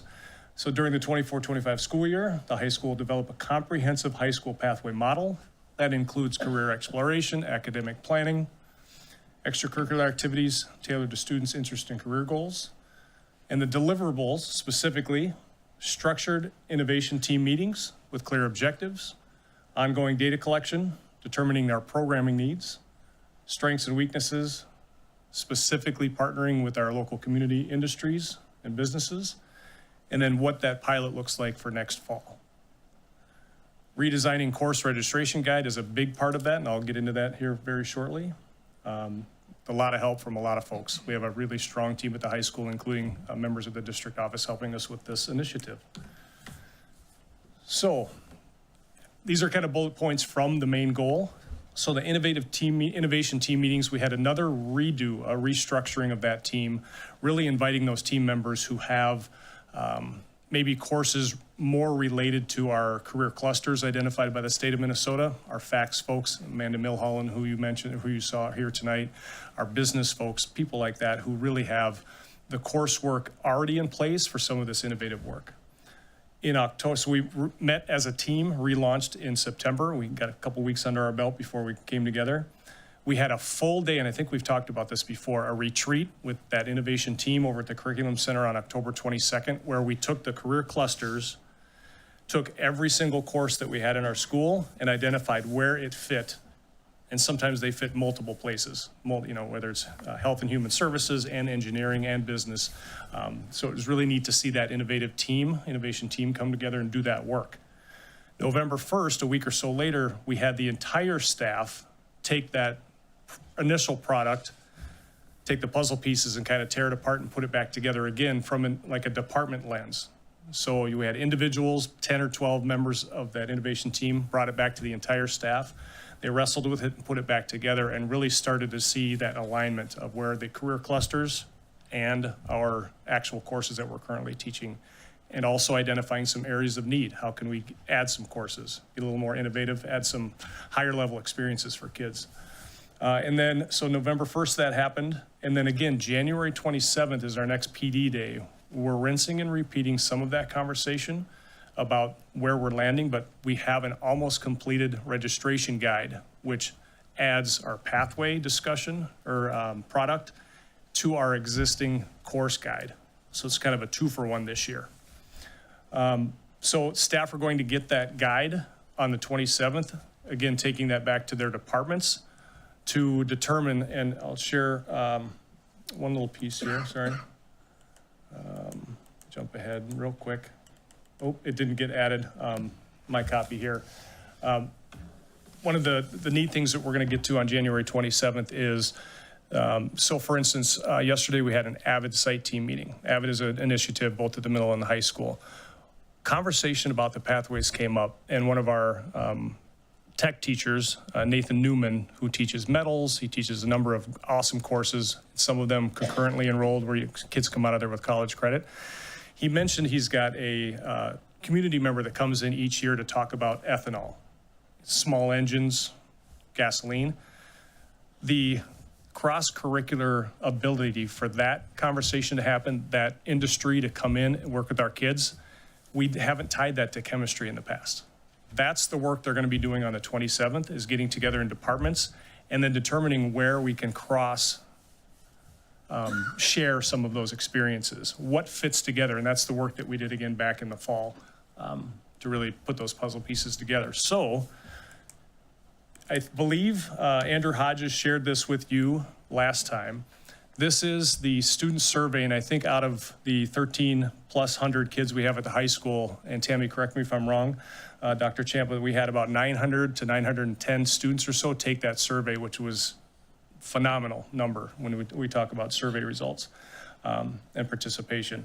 The highlighted areas are the areas that our students are most interested in, taking coursework, looking at their careers, their futures. Those fit very well within those 4 pathways. We've talked about it before a little bit: arts and communication, health and human services, engineering and manufacturing, and our business and entrepreneurship. So the courses that we have, again, everything's been fit nicely into those 4 areas. And lastly, ongoing, this has been a couple of years now, we're really ramping up our efforts with our Future Workforce Alliance. This is a meeting we have monthly. The chamber runs the meeting. It's Christy Barr. She's done a fantastic job reaching out to the businesses in town that are members of the chamber and other businesses who might not be an actual member. For instance, Alina is a member of that team. Their staff members are giddy, again, I think I've talked about this before, about bringing in the potential for nursing courses, medical pathway with health and human services, where our students can be on site taking some partly synchronous, partly asynchronous work earning enough hours, and then doing those skills to earn a potential certification in home health aid, long-term care, and maybe even a certified nursing assistant. So that's the work that is brought to the school by this future workforce. I'll give you a lot of credit to Jody Geib as well. She runs our College and Career Center at the high school and is part of this as well. And bringing in those experiences now, not waiting until next year. We're having those, a lot of folks in, panel work, mock interviews, things like that done during our Raider Connect time. All getting our students prepared for focusing a little more on what courses I'm taking at the high school. Questions?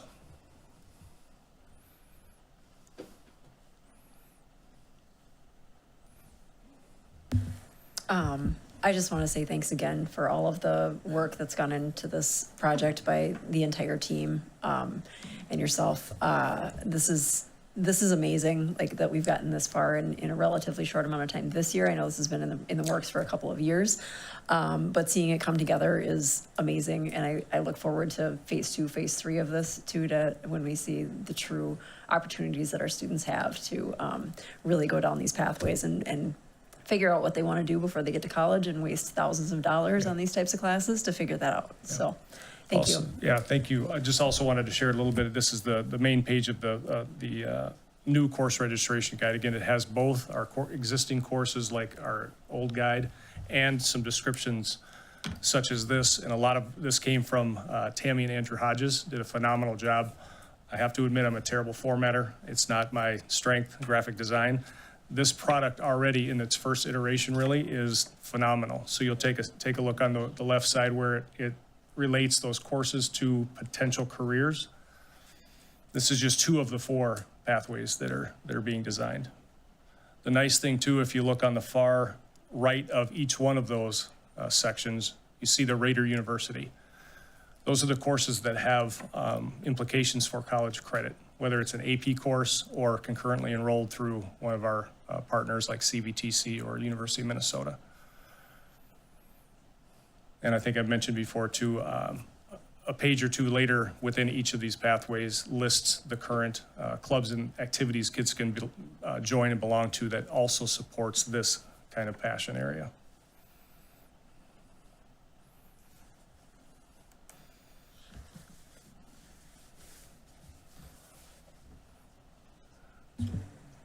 Awesome. Right on point. Thank you. We're getting there. Well Thank done. you. Thank you.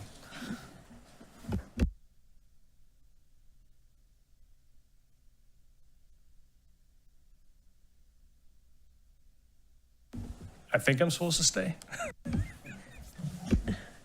Next up, we have a gymnastics review of our current situation.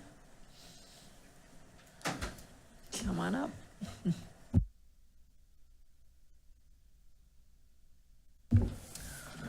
Once again, thanks for having us. Unfortunately, Trent Hansen was not able to be here tonight, and he actually provided me with a script about a week ago, and you all know how thorough he is on his preparation of just everything. So I'm going to start with a little bit. I've highlighted some areas. I know don't want to keep you here all night, and then I'm going to turn it over to Pete here as well. Some background information that Trent wanted to make sure we all know is that HHS and ISD 200 are in immediate need of long-term facility solution for the high school gymnastics team. The current use of the South Gym at the middle school for this sport was a program saving decision in lieu of no viable alternatives. It was intended as a short-term solution, and since no long-range visioning process was in place. So some background again just about the program. It's been offered gymnastics since 1974, so making it the 50th season of our sport in the district. It's a 7 through 12 sport with no middle school equivalent, and the current 24-25 team has 26 student athletes, 10 from the high school and 16 from the middle school. We've averaged 16 athletes per year since 2019. In the gymnastics competition, each school can enter a maximum of 5 athletes in each of the 4 disciplines. Many teams, a single athlete competes in more than one discipline. So we're talking about facilities in the actual locations. Again, a little history for us. 1974 up through 2001, it was located in the high school, which was the current middle school, in the lower gyms. The Hastings Gymnastics Center became available 2001 to 2012, and then that facility closed. 2012 through last year, a year and a half ago, 2023, it was housed at the Hastings National Guard Armory.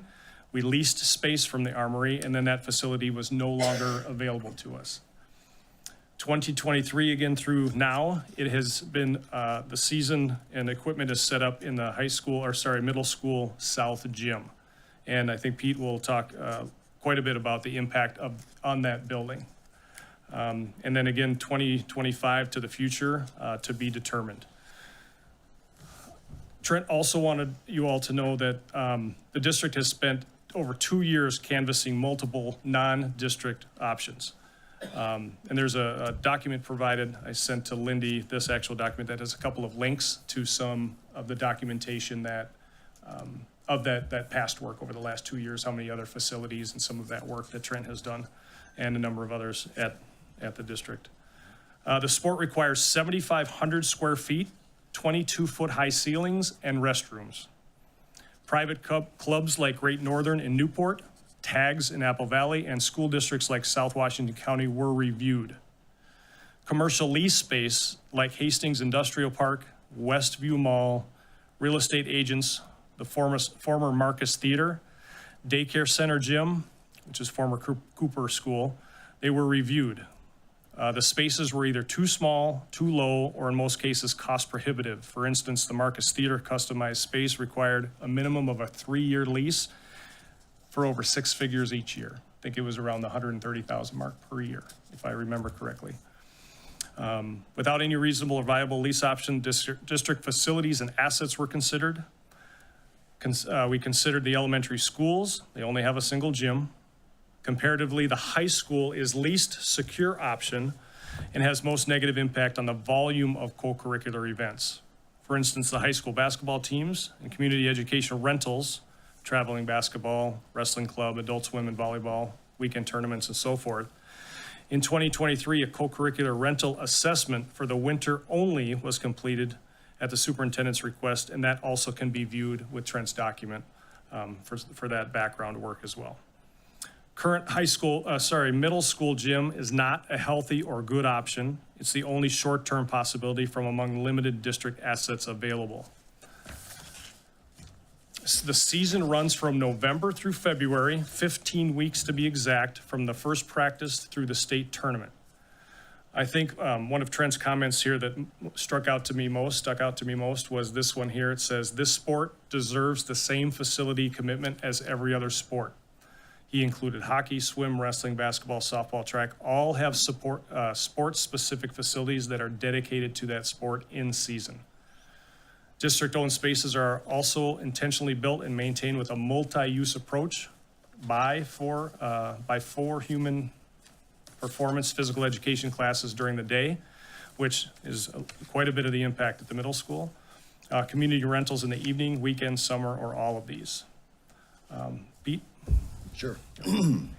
First of all, thanks for allowing us to come in. I've invited our department to come in as well. I just want to talk about it from two parts. One as a teacher, and then as a coach, as actually 3 spots, and then athletic director. So we've gone through a lot of stuff here. We certainly promote gymnastics. Actually, I've talked to a number of middle school students into giving it a try, and as it turns out, obviously 16 kids are out. So, okay, so first of all, we looked at it as a department here and kind of what we go through, kind of give you an idea how it goes. So through 2 days, every other, with our A day and B day, we see 1,440 students come into the gym area. So without a doubt, we believe this area in the 2 gyms, is, the busiest academic part in our district. So that being said, we, with a requirement of the students that need Phy-Ed, which is all of them, and then we also have PFET classes, which Mr. Zuzik, we actually got going a number of years ago, so it provides an opportunity for other students to take an extra class. Now, where we're at as far as with the classes, the kids come in, at the beginning of each hour, we do attendance in the gyms. And so we've done it's been well planned as far as getting this school with the culture and trying to get things separated with the teams. So now we have, you know, all the fifth graders in one part of the building. The sixth graders have their own spot, 7th and 8th grade, as you know. Well, it doesn't work that way in the gym. We have grades 5 through 8 that are in the gymnasium. I looked at the hours. Third hour alone, we have 159 kids. So if you can imagine, just in 2 gyms, we have 159 kids that come in and do attendance. Once we get that taken care of, the kids we try to go our different, you know, places that we're going, but we're about movement in our class. And so we'd love to warm up in the gyms. And, you know, you add in with kids in wheelchairs, you know, the special ed kids with walkers, they're with us. And so it's crowded. I mean, there's a lot of students that, you know, are in those gyms each hour. We have run into a couple situations where, you know, hasn't been great. We've had kids, and I work with Jeannie, talk with her, the gymnastics coach. Last year we had a situation where a kid came in through an advisory class. Teacher wasn't aware that the gymnastics stuff was back there. Student got in there and loosened up the uneven bars. And I was in there for basketball practice afterwards, and one of the girls came over running and said, what the heck, you know, somebody was back here, they loosened up the uneven bars. The security of the area is not the best either. It's, you know, we have the curtain that goes down, but we also have walls that are on wheels, and so they can move that. You know, each day the kids have to, from the gymnastics team, they have to move a certain amount of equipment. So that's another part of it. Another issue, that's our lockdown spot. You know, we've talked to the kids about what do we do in a lockdown situation. Well, we have to move those walls, and we have to go through the gymnastics equipment to get to the choir room. So that, you know, that has created a little bit of, you know, some hesitation and anxiety for kids. Without a doubt, you know, we support gymnastics, and, you know, this is the second year that it's been here. You know, with the issues and the security of that, I know it's been a place for them to, you know, be a part of a team, which is extremely important. On the other side, with the academics, you know, not allowing us to, with our curriculum, you know, we, a number of years ago when the floors were redone, we put in a certain amount of money for the kids to experience badminton and pickleball. Well, those units are no longer allowed just because we don't have the time and the space for our kids to experience that. Right now, Jeff Hoffman and myself became certified swim instructors, and so we take the students into the pool. Our 5th and 6th graders are in there for 48 days to allow us to have space for the other classes. And so Ryan Wynn put together the cost of that, which has added up to $10,800, you know, this year to pay for a lifeguard. Fortunately, we found a college student that's home on J term that's going to be able to come in and, you know, take away some of that. So that's kind of how we deal with, you know, the space issue. We have 12 classes that are over 38 students in a class. And so our wrestling room is probably about half the size of the one at the high school. And so that, you know, makes it difficult when you have, you know, 38, 40 fifth grade kids in those rooms. And so we have to be creative about what we're doing. So that's why, one of the reasons why we spend so much time in the pool. Let's see, I think I know Ryan put together all the class numbers, you know, and the amount of money that is spent on that. And again, I personally, as a middle school athletic director, I look at how our scheduling goes. You know, we have 8 days where I had to tell our girls basketball team that, hey, we can only practice for 45 minutes today because we have a gymnastics meet or a wrestling meet that we have to host. So that side gets, you know, taken out. The again, on the side, you know, in talking with some of the girls on the gymnastics team, they're practicing when we have our groups right next there. And when there's a wrestling meet in there, there's hundreds of kids and people in there that are screaming and hollering. And, you know, it's hard to see them have to go through that, to have to practice and to be in that environment. So other than that, that's, you know, kind of where we're at as far as how we deal with it. You know, we make the best of it. You know, worried about the security of the place and, you know, what's going to happen in the future. But obviously it works out for the gymnastics group, but it comes at a cost with our students in the physical education classes. So that's all I have. Any questions at all? I just want to give you guys kudos for your creativity. I actually hear about this from my 5th grader. First it was, do you know we lost a gym to the gymnastics stuff? I'm like, yes, I do. Well, now we're doing this in this other space, and now we're going to the pool. And so I'm like, yep, I get it. So I appreciate the creativity that's been involved and how you guys have solved for a problem that exists. I definitely do. And I know through our community, I didn't actually had to do this. I had to come back one night because the men's volleyball group, they were back there playing around on the stuff. So it's not just students that are back there we're worried about. We have adults that use the building as well that wanted to use that space. So ultimately, we look to the board to help us find a viable solution. Thank you. Any other questions? Yep, Director Pine. So if we have a new facility and gymnastics is using this November to February, the other months of the year, do we have any idea of what revenue we could generate from other sports renting the space to kind of offset the costs? Absolutely. I know that, with the basketball tournament they host in early January, the wrestling, the batting cages, that's, those are in there. And I know that people would love to rent out the facility. So I can't speak to what Carrie Goer knows.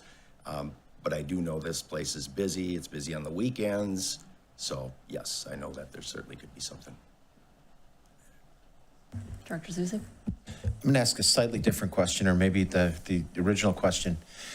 The space that, if a space were to be developed that was not at the middle school, or wasn't, maybe it is at the middle school, but not part of the middle school current space, or it's at the high school, and we assert a lot of district resources to build a space. Can you imagine ways that site, that space might be utilized, or there might be some financial gain by renting it out? You're not on the spot for this because this isn't really your responsibility. We're here talking about gymnastics. But what else could be used? What else could be done in a space like that? I think Pete mentioned quite a few things. Community sports clubs, teams with their, again, practice facility when it's not set up for gymnastics. And again, if there's a potential for a year-round facility, again, sky's the limit. I'll just use my daughter, youngest daughter graduated from Maple Grove. This is kind of maybe a bad example, but they decided to put up a dome. And when the dome is not inflated in the summer, it comes down and it's rented as like a soccer field, lacrosse field, because it's turfed.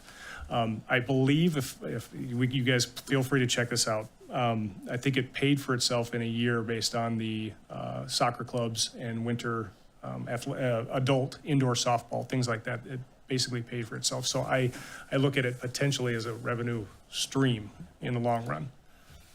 Yeah, and I also understood, Pete, that you're talking about a potential revenue stream using the South Gym at the middle school.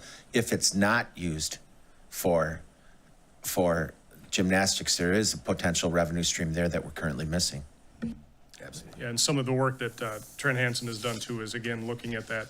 If this were, the season was set up at the high school, the revenue loss for what is already there, the women's adult volleyball leagues, basketball clubs, traveling, things like that would be significant. Similar, yeah. Yes. I believe you build a pickleball opportunity. Yeah. So, one thing too, you look at Todd Field. Todd Field went from 48 events a year to, and I live right next door, to 260 events. That place is constantly used. So, that's just an idea with this community that people want to be active and get involved. So. All right, other questions, comments? No? All right. Thank you again. Thank you very much. Appreciate the information. All right, next up we have an ALC partnership with Redwing. Superintendent Champa. Okay, so you have on the consent agenda later tonight this partnership as an approval. I just wanted to speak to it briefly. So when you hear ALC, your first thought might be, we have our own here, so why would we partner with Redwing? And I want to be crystal clear that there's no desire to change anything that we currently have. So Redwing approached us and asked if we would partner with them because they are no longer partnering with Goodhue County Ed District. And so because they don't have a partner, you're technically an ALP. In order to get some additional funds with for what you call targeted services, you need to have a partner. And so the benefits for us to have our own ALP, often called an ALC, and partner with Redwing is that they offer a middle level program. So right now we don't have a program or placement area for our middle level who may be in need. And so it would offer us that ability.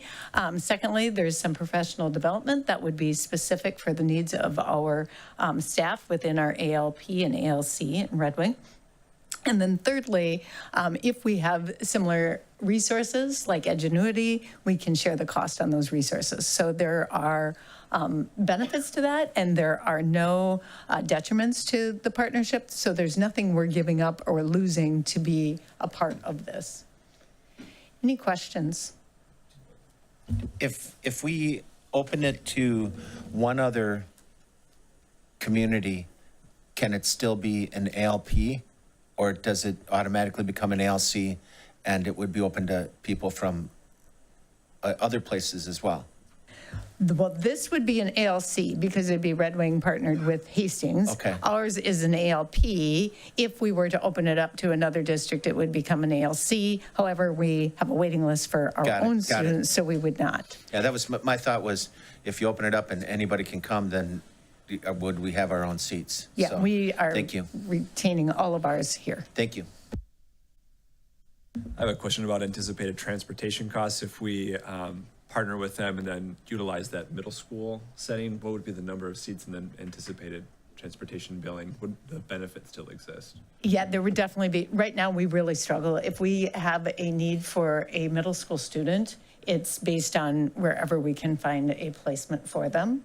And so this would allow us at least that opportunity because, as you know, we're required to provide that education. Yeah.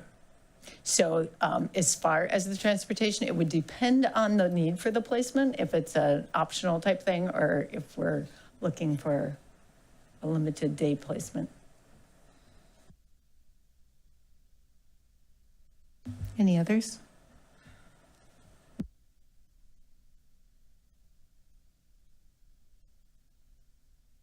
Thank you.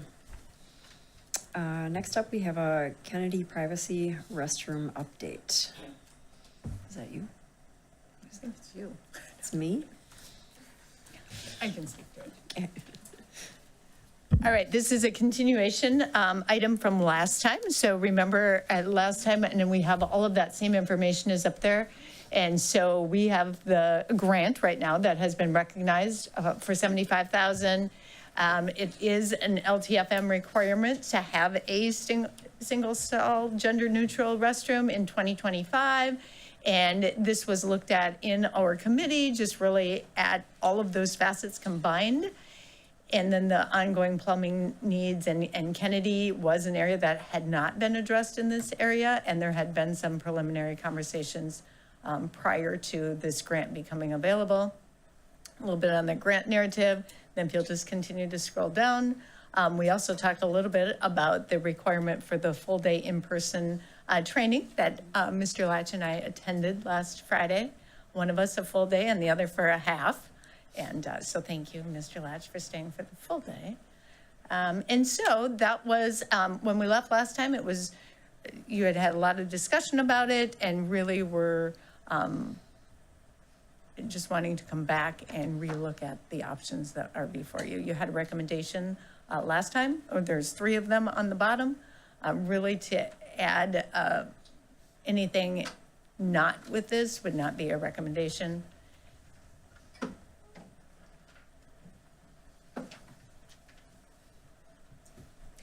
Yep. All right, I do have a question. So we had talked a little bit about this, wondering what what one trains for 4 full days on restrooms. What was the subject matter that was covered in your training on Friday? I have notes. Oh, good. Did have notes. Is the training for the remaining 3 days for 2 staff, or is it for more than 2 staff for the 8-hour days? Yeah, it's expected that there's a cohort. I did explain to them that we are in flux right now as to what this decision will be, and explain that it would be the 2 of us. There were districts there that had a representative. I think one had 1, up to teams of 8. And so those were the numbers. And the first day was divided into 2 different modules. And I'll just read what I have here. Although this is a capital grant, and most are programmatic, this one has 4 required training sessions. Mr. Latch and I attended the first one last Friday. The entire training is divided into 8 separate modules. Module 1 reviewed shared language and advocacy for all students. Module 1 was specifically focused on inclusivity for our LGBTQ plus students. And Mr. Latch, would you like to speak to Module 2? Sorry to put you on the spot. So Module 2 just gave us a framework to kind of reflect on where maybe our practices are and think through what might we want to explore as our next steps within those areas. And I was trying to articulate some of those topics with Chair Tate and Director Dressley earlier today when they did a site visit. And it is, the feeling that I had was you have, like, even Minneapolis had a school there, and then you had much more rural districts in Minnesota present there too. And they want that to be, where are you at? What do you want your next step in that journey to be, to grow and to expand and to meet the way Dr. Champa and another elementary principal has spoken to it, to each student.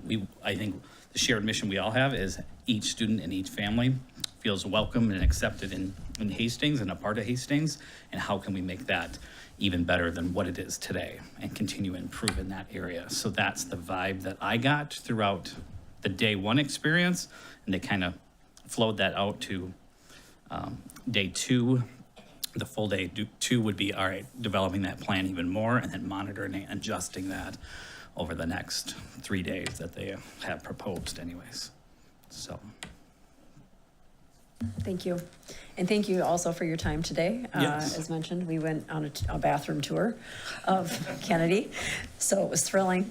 But no, it was great to see the space that we're looking at, as well as the current gender neutral bathrooms that were actually recently remodeled, and what they kind of look like and where they're located and all this kind of stuff. So it was good to see the layout and understand, you know, where all of this is coming from, as well as the random doors that are in the back of the bathrooms and that kind of stuff. So we are going to be voting on this later tonight. Do folks have comments, questions that they'd like addressed at this portion of the discussion part of the meeting? Director Milner? I think this was talked about last time, but I can't remember. How many stalls are currently in the boys' and the girls' restrooms as they are? So the boys' bathroom has 1 toilet and 3 urinals, and the girls' bathroom has 3 toilets. Am I correct? The boys' bathroom, it was really lacking the toilets themselves. It had 3 urinals, but only 1 toilet with a closed door. So, Kyle, maybe you could tell everybody how many students used those bathrooms throughout the day? Yeah, and so initially when we wrote the grant, even district staff had said, well, why wouldn't we put it by the main office doors where you have grade levels there, and then the gymnasium, kind of what we were just talking about with the gymnastics usage and then gym space usage throughout evenings at Kennedy. That's the space that's used the most heavily after hours. The challenge with that is there are a lot of bathrooms, more designated staff bathrooms that we have brought into kids to use. That's closer to the main office. Further into the building, the bathroom we're talking about, it covers at least 2 grade levels plus. When they're in the library, in music, and in art, you're all funneling to this bathroom. So I did share with both of them that this past week, we've had some maintenance issues of clearing some clogs in the boys' bathroom, and it has actually had to be closed off, and the kids diverted to a different part of the building. And that's a challenge when it's this format, because you're taking out all 4 bathroom options there for that side, versus if you had the 7 bathrooms and one is having an issue, you lock the one door, put the sign on the one door, and you'll have 6 more options to deal with or to utilize in that area. So those are some big things that, as we think through, there are some plumbing issues already. They're due for that reinvestment, some challenges in this part of the building. We believe this is the best plan that kind of covers it. I don't disagree, though. One that Carrie was talking about, the challenge is the price tag, and I would agree. Like, when you start doing this in $500,000, that adds up quickly, and plumbing is just an expensive endeavor as you start tearing down walls and do that work. That's where we're at. I do know, I've been in the district long enough, that whatever it is today, it's probably going to be that much worse in 5 years from now if we look into this again. So there is that element that things get more and more costly over time. Director Zuzek? Yeah, so it's really a clarification question on the clarification that we received in a board note to us about the bathroom projects. I think that there was a reference in that clarification that even before there was a grant on the table, there were preliminary conversations about having single stall bathrooms. It looked at the elementary sites, and that there were conversations with the former supervisor of grounds and maintenance about doing some work if possible. So this isn't only because of the grant. This is because of the belief that single stall bathrooms are advantageous for each and every student. And so I made a statement. I didn't mean to do that. My question was there a conversation, has there been conversations about this prior to the grant coming up? Yes, as soon as the district has started to do some of those remodeling updates to the middle school and high school in particular, I talked about that with the visit as well. I have been more of a fan to see, and I know it is a financial commitment, but I do think they are just more secure and more private. The more we have those type of bathrooms, it's just better all around. They've worked for a long time, but if we're going to reinvest in that, I think this just serves us better. And I kind of shared with the 2 of them that visited, even with the reinvestment we did at Pinecrest, they made the areas for the toilet areas larger, so they were more ADA compliant, but they kind of kept that open space format below and above the doors, so they're just not as private as I think most people would want them to be. And so if we're going to do that work, let's do it the right way with a complete wall and private, and allow that to be for everybody. And that's one of the things, having those really small districts with us at that training on Friday. The ones that have already had some of this, they said they don't regret it at all. There was one that Dr. Champa knows pretty well, the superintendent, and they had it in their gym area in a K-12 building, and they said that's the bathroom that everybody goes to because it's the most private, and they can bring their, kids into there if they need to help them, and you're not dealing with all the other factors going into a larger bathroom space. And last time Director Biermeyer kind of talked about in the business world with owning a restaurant, the urinals have its own problems with the boys just sometimes maybe not doing that job and getting out without doing other things during that time. And as I shared with both of them in the visit, it's hard because most of the staff are female, so you can't jump in there real quick to say what's going on.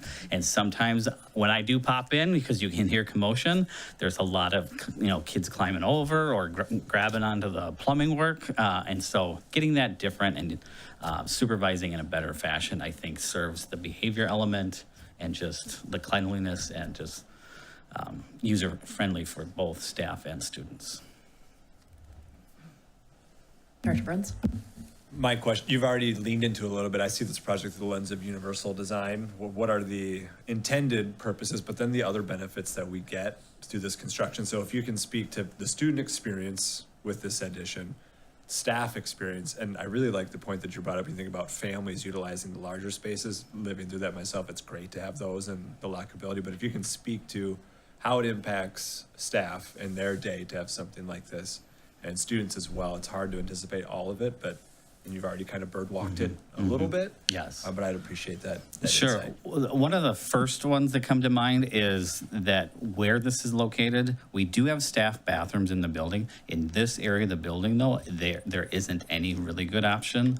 And so, like I talked to them about today, when staff, they have prep time and they have lunchtime, but sometimes it is like 2 or 3 hour chunk of time where they are in charge of the kids, and you just might just need a quick bathroom break.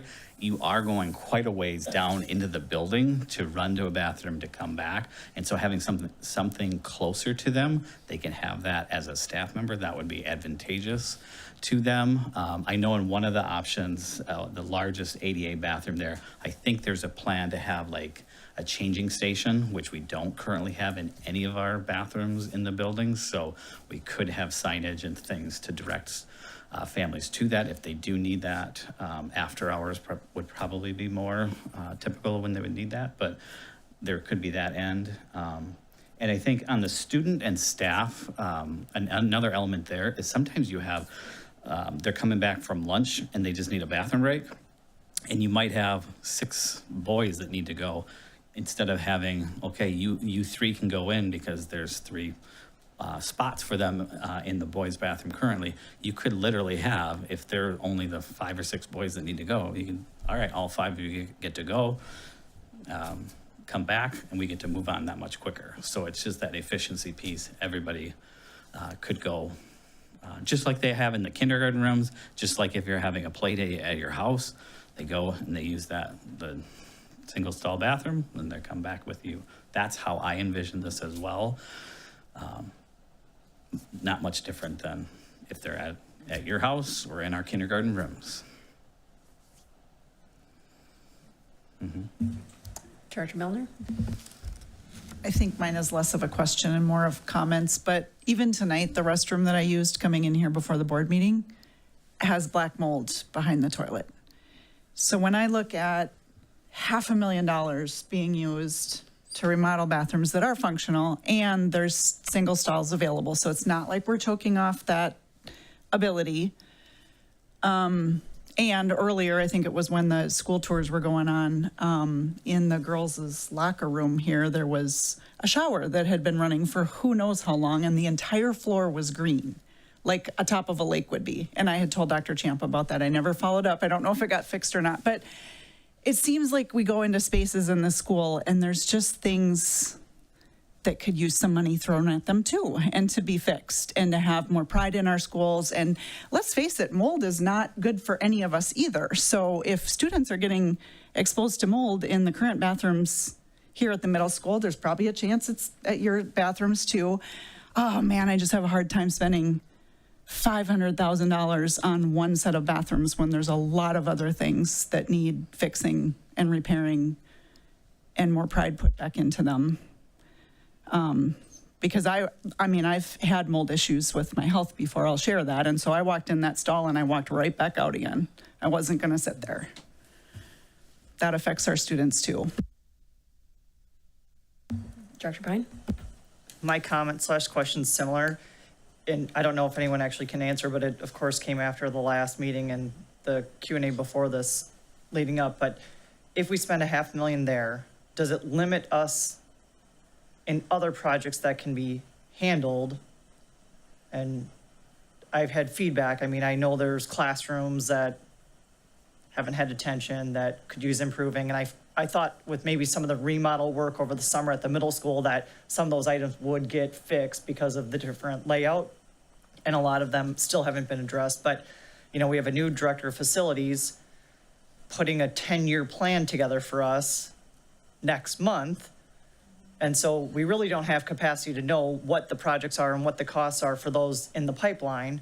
But spending $500,000 here, will that delay the work that needs to be done in other key areas. And same thing, the one bathroom that I used to use every time here, the toilet was running. Like there's, water dripping off the back. Now that one got switched in the remodel and it's, I think, a boys' bathroom now.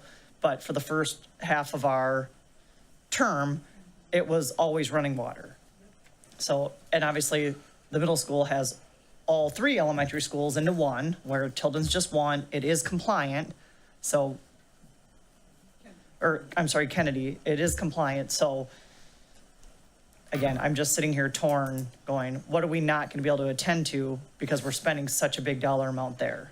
And I love the idea because I feel like at Kennedy, it's not a matter of if we do this, it's when, right, with the plumbing problems. And 1,000%, just like the landscaping work, if we delay this, it's going to cost us significantly more in the years to come. But, we just had the truth in taxation and budget discussion, so there's a lot of dollars, and this is very little that we actually have control over after benefits and salaries consume, 70-some% of it. So I just want to be really fiscally responsible with this amount, knowing we have so little to control over. And from what I hear and see, there's a lot that can be done. So again, question, comment. I don't know what things we're lacking attention because we're going to have to divert these funds specifically to the Kennedy bathroom remodel. I have another comment. So my understanding is Director Stockdale is going to give us a 10-year plan in January. Am I correct on that? Yes, so he is working on a plan, but what I would say is, and we've had the conversation with Director Stockdale as well, as you know, and you've mentioned a couple of them, we can invest every dollar we have in the work that we're doing. When is there modernization and when is it just the constant fix? Because we can just do the constant fix and just continuously be working on everything. But then when do we refresh and update buildings along the way? So like I said, it's a bit of a catch because there's something more is going to be coming up. And then is it always going to be, well, we did that. And so I think it's going to have to be a solid decision that we very intentionally made that decision. So where I'm going with that is seeing that the next date of the class is not till February, can we push off this vote until we hear Director Stockdale's suggestions?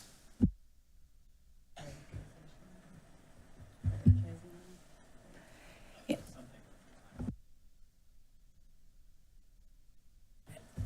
Oh, it's on there. Thank you.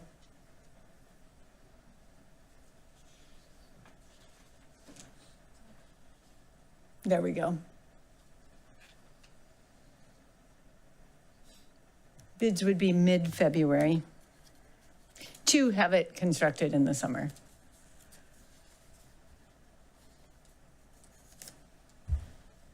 Likely Kennedy would be on, I would assume, based on other previous conversations in that LTFM, just because of the age of the building. It's maybe behind Cooper, the oldest district building, and Pinecrest is newer and has had that reinvestment in updating at least some parts of their bathrooms.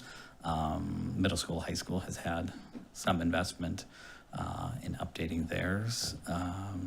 So I'll just add to that. Typically, when we look at the 10-year plan, it's really to allocate dollars, X dollars in plumbing, X dollars, and now let's prioritize where those go. So I don't know that you're going to, you'll have maybe a little bit more detailed, but there won't be, it won't be crystal clear for you. I would just opine that if there's water that's been running for weeks in a lower locker room, that's not only a money issue. There's got to be some way to turn that water off. Or, I mean, there's a bigger problem here, and it's my hope and my belief that it's being fixed with new leadership, and I anticipate that we'll see changes. I'm not happy to hear those reports at all. But I don't think that money's the reason it's not being done. And the reason I say that is, on the finance committee, one of the things that we learned And on the facilities committee, one of the things that we learned is that there's some monies that are held back for contingency, for problems that will arise. And there's money out there. And I'm disappointed to hear the stories of things that are, you know, toilets that run and leak and stuff like that, and black mold. But I don't think that that's on, these are two different ways of thinking about school money. One is a long-term investment that needs to be made at some point, no matter what. And the other one is long-term care and facility maintenance. And then there's periodic problems that come up that have to be fixed urgently. And these are not all the same bucket of money. They're certainly not the same way of thinking. And as a board, I think that we need to stay kind of as far away as we are comfortable from this decision, because it's been supported by administration financially, because they believed that it was a priority. And it's not the same pressing priority that you walk in and see the problem in a toilet area, but it's still a problem that we know needs to be addressed. And to Principal Latch's point, money will be spent in that bathroom area to redo toilets, because the building's named after JFK because it was opened in 1964. I mean, there's a reason, and it hasn't been changed since then, and it needs to be. I just think that we are not thinking at a board level right now. That would be an observation. Clarify for me what you mean by different buckets of money for fixing versus remodel the bathroom. When we looked at the budget for the projects that we were looking at funding, and I think there was $249,000 out of this year, and then presumptively something close to $249,000 if it was split evenly out of next year for this bathroom project. That's money that has been allocated and is sitting there for this project. At the bottom of the page, there was $79,000 in contingency. So there's monies available to do things that need to be done. And the problems with them being not attended to, I don't believe that that's strictly a financial problem. I don't even think it's foremost a financial problem.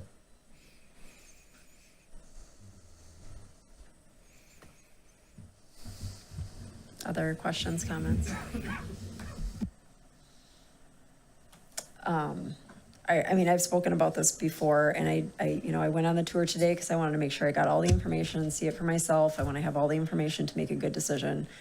And I see there are some positives to this, but there's some negatives as well. And for me, it's okay, which one outweighs the other?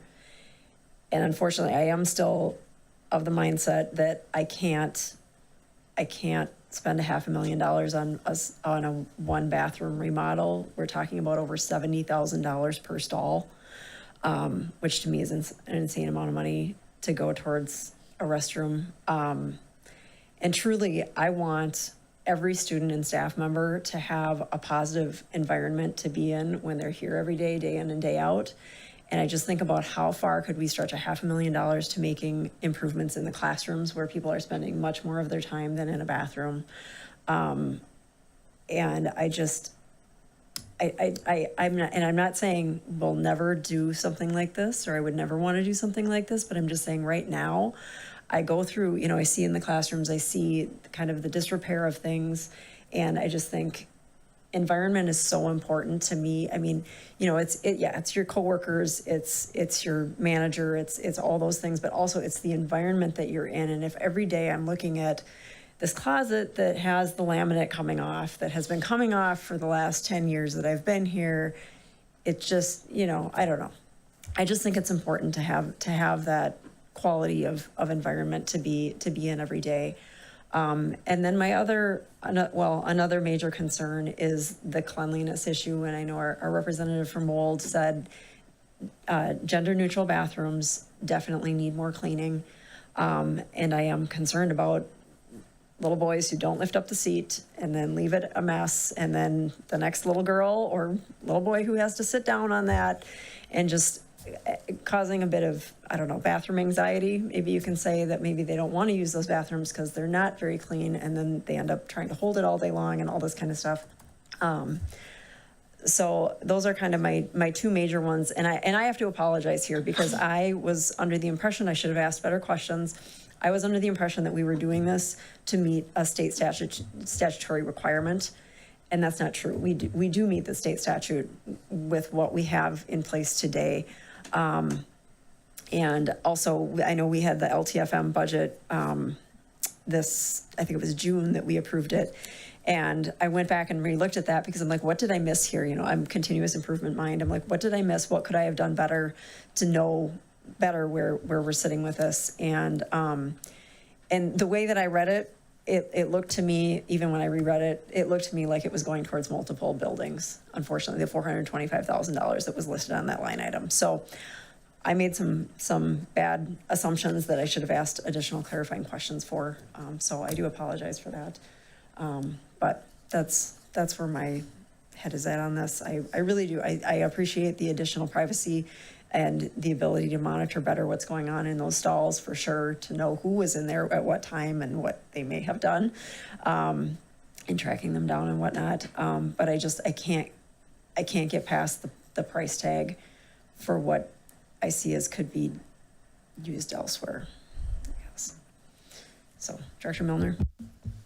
So Director Zuzek, to your point about trusting who's planning this, the one thing that comes into play here is that now it's Director Stockdale and it was a different person who initially initiated this remodel suggest. So that's why I'm so interested in hearing what his plan is, because just in the very short time that I've had to meet and work with Director Stockdale, I think he's pretty sharp. Not saying the last person wasn't, but I really trust what his thought process is going to be about what he sees in the district. So to me, even though you say it probably won't be super clarifying, to me, I feel like it would be helpful to hear what big things he sees, and, you know, we could just directly ask him more questions about it. And I feel like we would have enough time, because then we could make the vote in January and still have it ready to go to bid in February if it goes through. I would appreciate the vote tonight, and we've talked a lot about this topic. I really don't think that you'll have a ton of clarity. There's always things to be done here, and so this has been on multiple agendas. We've worked on it for 9 months. I would like some closure on it. I agree on a vote tonight. One thing I've always hated is kicking the can, and past boards have done it, and, you know, I've always thought we could make decisions. So let's let it lie where it is tonight and make a vote. And when I consider this too, I think about what it is for the experience, but I think about what it allows us to do to deliver on our strategic mission and our vision for our district and what we want folks to experience in our spaces. And then I think about it in terms of the real dollar. So $1 today is stronger than $1 10 years from now. So when this project is eventually done, or a project similar, what is that cost to the district? Certainly this would be a smaller price tag than what we'd experience 10 or 20 years from now if this project is pushed or not completed in this time frame. But I'd like to argue that that goes for anything we do in the district, right? If we use this $500,000 towards something else now, if we hold off on that, that may be, you know, just, it's all, right, it's all relevant. It all is gonna cost more. We know everything's gonna cost more in the future. So it's just how do we spend the money now, I guess. Director Biermeyer? You know, and I'm not sure what we use, you know, I don't know what maintenance costs are right now, but for that building. But I do know on 50-year-old buildings, when you have structures like that, the maintenance bills aren't going away either. So you do have to calculate that a little bit against the investment that's going to be made tonight at the 500 level or 425, whatever number you want to use. Maintenance costs aren't inexpensive either, and the older a building gets, especially with plumbing, the problems become more real. So it's another thing to think of, but I just want to vote tonight. All right, anything else? Okay, thank you. All right, thank you very much. Appreciate it. Next up, we've got our HCTV contract, so I'd like to welcome Mr. Brunner.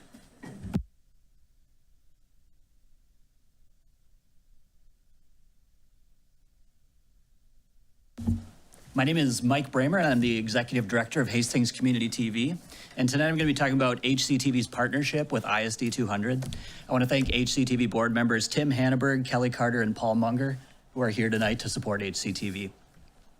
So Hastings Community TV is the small 501c3 nonprofit that's located on the 3rd floor of Hastings High School. We've been serving the Hastings community since 1983 and are thankful for the partnership that we have with the Hastings School District. Our funding primarily comes from the number of Comcast cable TV subscribers there are in Hastings.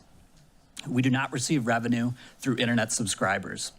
As people switch to video streaming services like Netflix, Hulu, and Amazon Prime Video, Hastings residents are cutting cable TV at an alarming rate. This means our funding is dropping rapidly. The vast majority of our views come via our YouTube channel and Facebook page, not through Comcast cable TV subscriptions, which is one of our main sources of revenue. Online viewing allows families not only in Hastings, but throughout the country to watch and support their students' activities and accomplishments. Due to these circumstances, our organization is facing a more than $30,000 shortfall on a less than $290,000 annual budget. This budget already includes as many cuts as currently feasible and is the second year in a row of utilizing past savings to balance the budget. Prior to 2014, HCTV did not pay rent because of all the school video coverage we provide the district free of charge. We are now producing more content than ever before for the school district, while our budget is smaller than it's ever been. We're asking for you to consider going back to the rent-free structure because of the vast amount of video coverage that we provide ISD 200. Now, here are some examples of HCTV's school video coverage. We film and live stream 65 to 70 high school sporting events a year. This costs HCTV approximately $560 a game. This breaks down to $36,400 to $39,200 a year.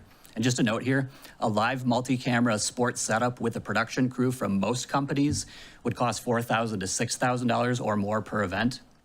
The figures that I'm giving you guys tonight for HCTV costs are for staff and contractors pay only and do not include equipment costs. We also assist HHS Educator with teaching the high school video class. It used to be called the Echo, and now it's called Raiders in Action. And I know Briseis is one of our students coming up for that class. We're excited to teach it. So we currently have 40 students signed up for the class, which is the biggest group we've ever had. With that, we teach students how to operate cameras and edit video, assist with anchor shoots at the HCTV studio, provide tech support to students as needed. Cost is difficult to calculate this due to a vast amount of responsibilities and the class going through an evolution with this being its first semester. So I don't have a number value for that one.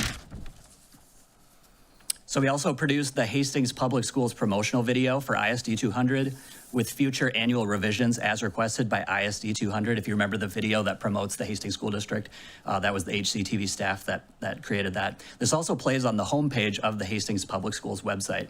This cost HCTV, I thought it was around $5,000, but then I had a staff eval and he said, we kind of crunched the numbers, so we think it's more like $8,000 to produce it.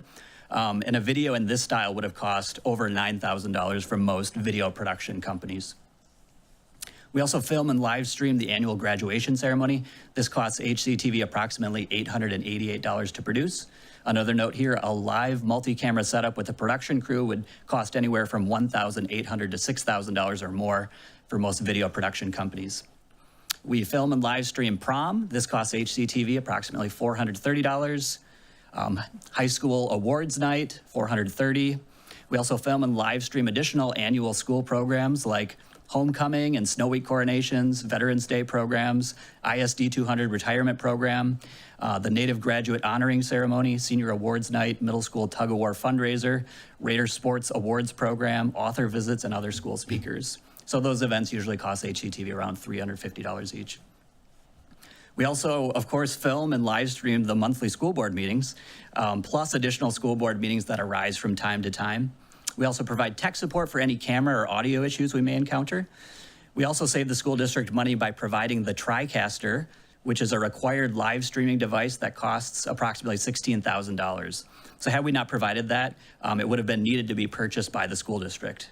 So to film school board meetings, this costs HCTV approximately $100 a meeting from testing to filming. We also do the marching band preview show, which is around $630. We film the high school parent athlete video each year with Trent Hansen. This costs HCTV approximately $500. High school athlete letter signings, when those happen, around $340. Raider Sports updates on the school bridge, you've maybe seen them with coaches. This costs HCTV approximately $250. And then if you saw the Educator of the Year video that was produced by HCTV last year, or this year it featured Kyle Kreiser was the recipient of that, and that cost us around $2,000 to produce. And then we're also producing the new Pathways promotional video for students and parents, releasing in February from the school district, and this will cost HCTV approximately $1,000 to produce. Also, speaking of the Pathways program, HCTV is a Pathways partnering business, giving broadcast journalism job shadowing opportunities to HHS students. We're super fired up about that. So total, and again, these are just approximate numbers, HCTV provides over $55,318 worth of video services to ISD 200 annually, and this does not include the services we provide for the new Raiders in Action class. So a few additional notes here. We also produce, film, and live stream the school board candidate forums as they arise that I believe all of you have been a part of in the past. We provide job opportunities for high school students interested in video production work. Students serve in a contractor role, primarily filming sporting events. The cost to HCTV mentioned above only include what we pay HCTV staff and contractors. So again, it isn't covering equipment costs. And there are other school programs that we didn't mention above, but I didn't want to be here all night going through those. So, and then a final note, HCTV also produces 2 other tiers of programming. We also have a government tier and a public tier as well, but approximately 80% of our content is school related. So just a few final notes here for you guys. Ideally, we will receive some form of state funding for community TV stations as early as 2026. I'm part of a board advocating for that money at the state level. And we're trying to survive basically until this additional funding arises by pulling money from our savings. The exchange of rent for the services provided to Hastings Public Schools has been imperative to our ability to retain quality staff and equipment to provide the content we do for Hastings. If rent were to be imposed on our already negative budget, we'd be forced to induce further cuts, jeopardizing our content and the longevity of HCTV. So thank you guys so much for your partnership and just considering this. So I'm happy to answer any questions you guys might have.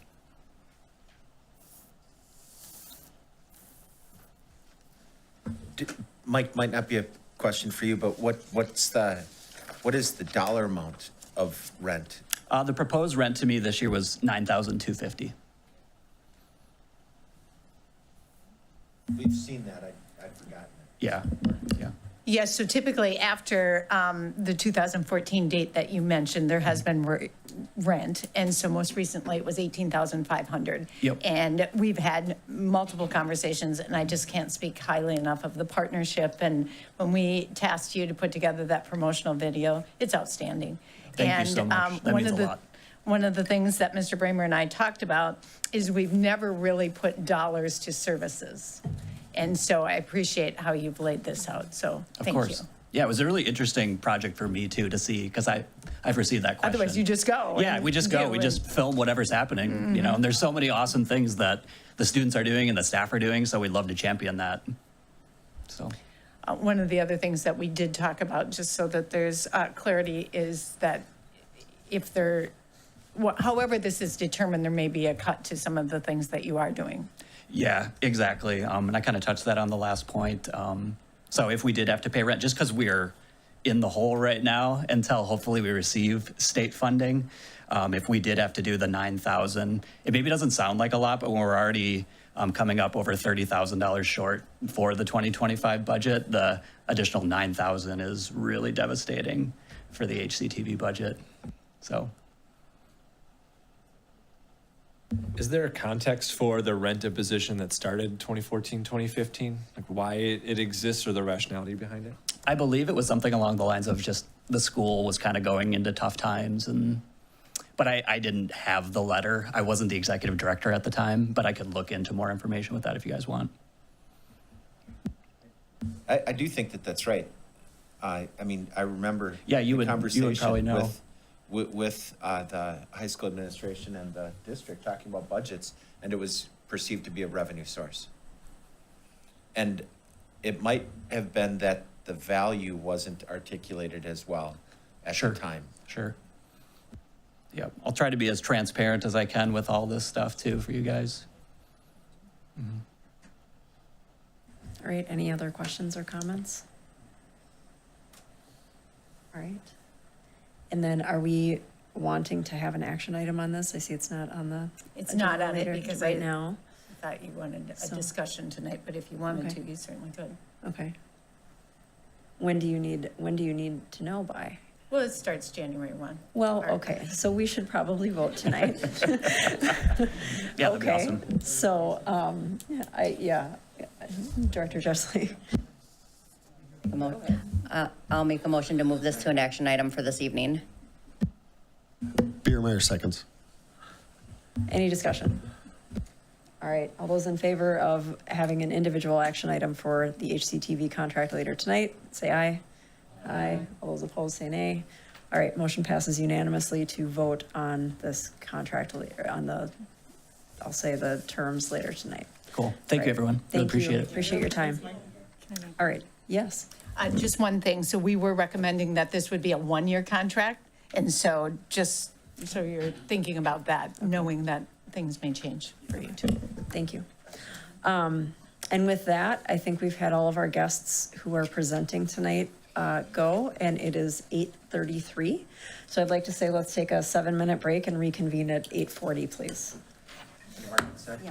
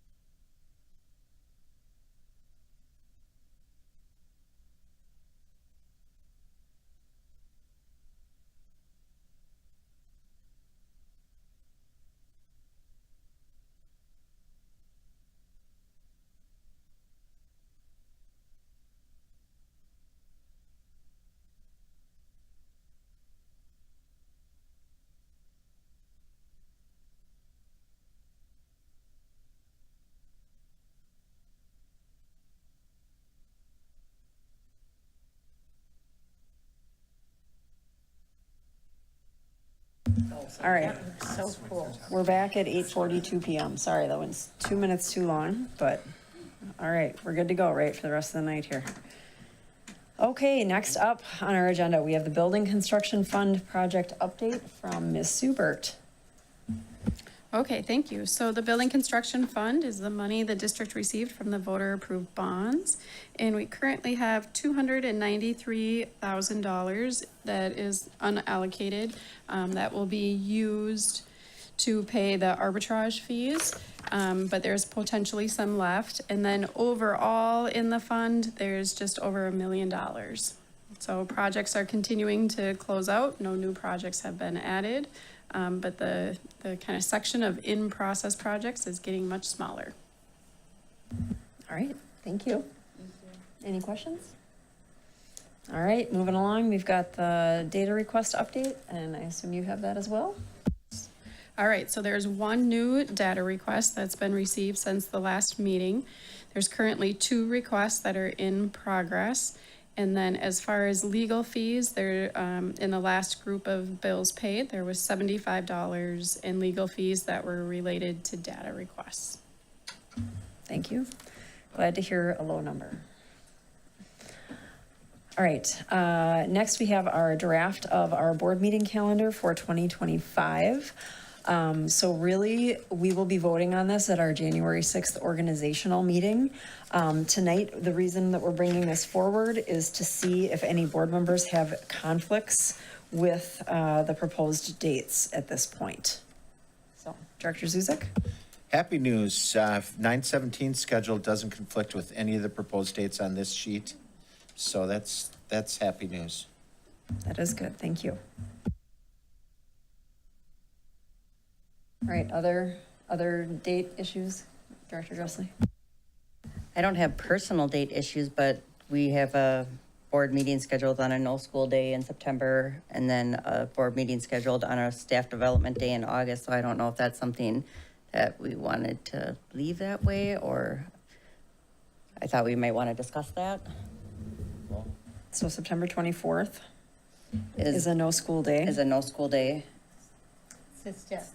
Yep. Yeah, that's fine. Staff development, okay. And then the 27th is staff development, which is also like a no. It's the end of summer.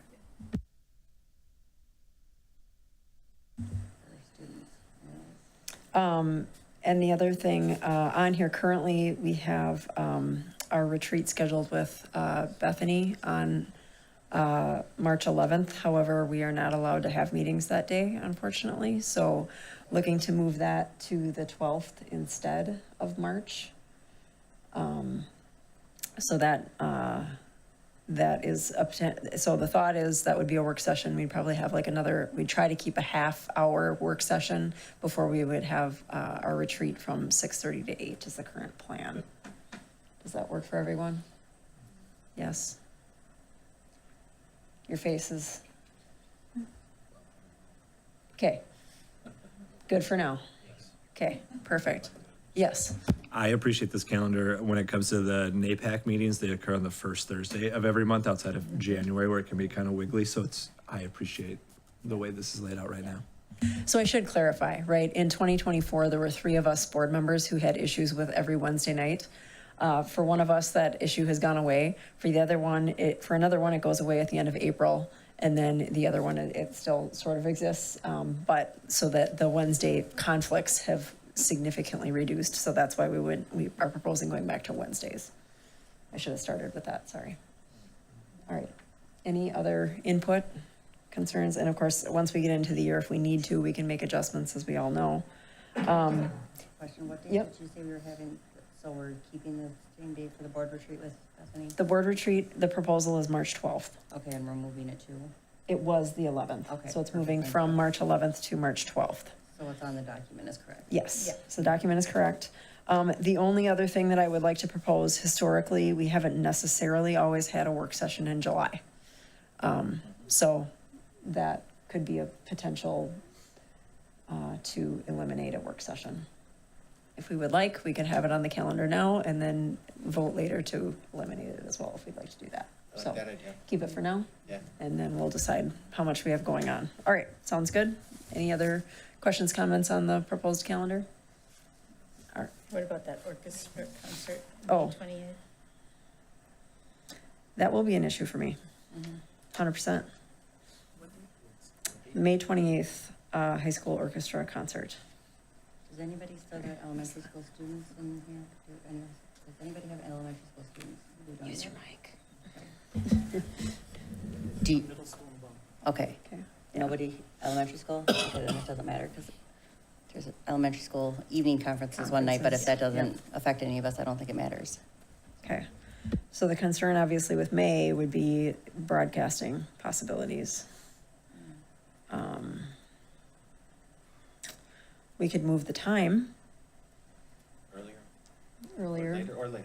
Or late. Usually they start, I want to say they start at 7. Yeah, they'll be over at 8:30. That's pretty, yeah, that's a pretty late meeting. So we could start at like 5, do a 5 o'clock start with the meeting, potentially. I mean, that's the end of the school year. At the end of we have summer sports. It's everything. literally terrible no matter what. So obviously, I think earlier is probably better if we had to go Yeah. one Just way. move it. Okay. Do we want to do a 5 And o'clock that's start? Memorial Day week, right? It is. It is. Yeah, so another wrench. It's a zoo week, no matter what. Do we move that meeting a week earlier? You what? I won't be here then anyways, I didn't realize it was Memorial Day Oh, weekend. well then it doesn't work for you. Yeah, would we move it a week earlier? Oh, gee. What do we have the week before? On the 21st. High school spring vocal concert on the 21st. I do not have a conflict with that. Do you have a conflict? Do you know what time it would be? 7. It'll be 7. So, okay, so Director Dressley just said that the 28th doesn't work for her at all. I didn't realize it was that weekend. So, Be gone from, yeah. so could we do it the 21st? But I'm okay with you guys meeting without me too. Earlier, if we do 5 PM on the 21st? And then are you going to leave the work session on the 14th? So you're going to have back-to-back? We could move the work session to the 7th. We could go the 7th and 21st for that month. Because we'd have a 2-week break from the April meeting. 7th is good? 7th? Works for me. Okay, so we'll move to May 7th and May 21st, but the May 21st would be a 5 PM start.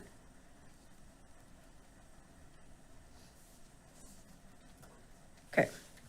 Any other conflicts folks have? Knowingly right now.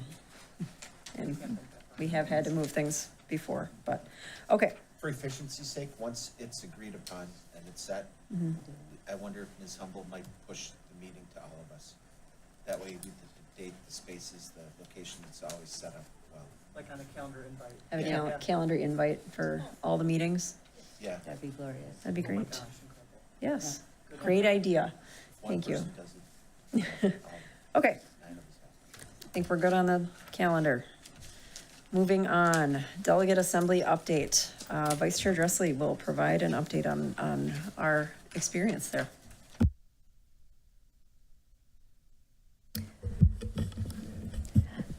First, I just want to remind everybody, do I need to have my microphone on? Yes. Yeah, okay. So I just want to remind everybody what resolutions we had proposed to MSBA. We had proposed that the Minnesota legislature should put in all efforts necessary to close the cross-subsidy as a measure to support fully funding public education. And then this next one, limit seat time requirements for students to earn credits necessary for graduation to allow districts to be innovative and purposeful in meeting students' needs. Both of these proposed resolutions were already, they reaffirmed MSBA legislative position. So they weren't voted on or discussed at the delegate assembly. Both Director Tate, Chair Tate and I were at the delegate assembly.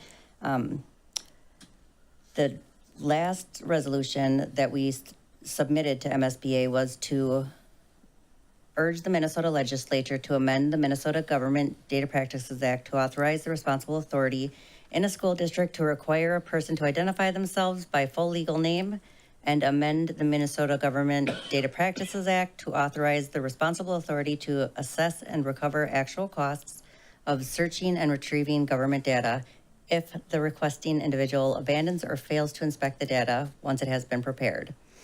So this resolution came to the Delegate Assembly without recommendation from MSBA. MSBA has 4 different categories that they put the resolutions into. One of them is recommend for passage. They recommend for opposition, recommend opposition in lieu of a current resolution, or without recommendation. That was one of 2 resolutions without recommendation, and it passed. So unanimously. Yep. That was So it was outstanding to hear. Yeah, it's pretty cool. Yeah, well done. Yep. So during the Delegate Assembly, there were 28 resolutions presented and discussed. 23 of them passed, 4 failed, and 1 resolution died for a lack of a motion.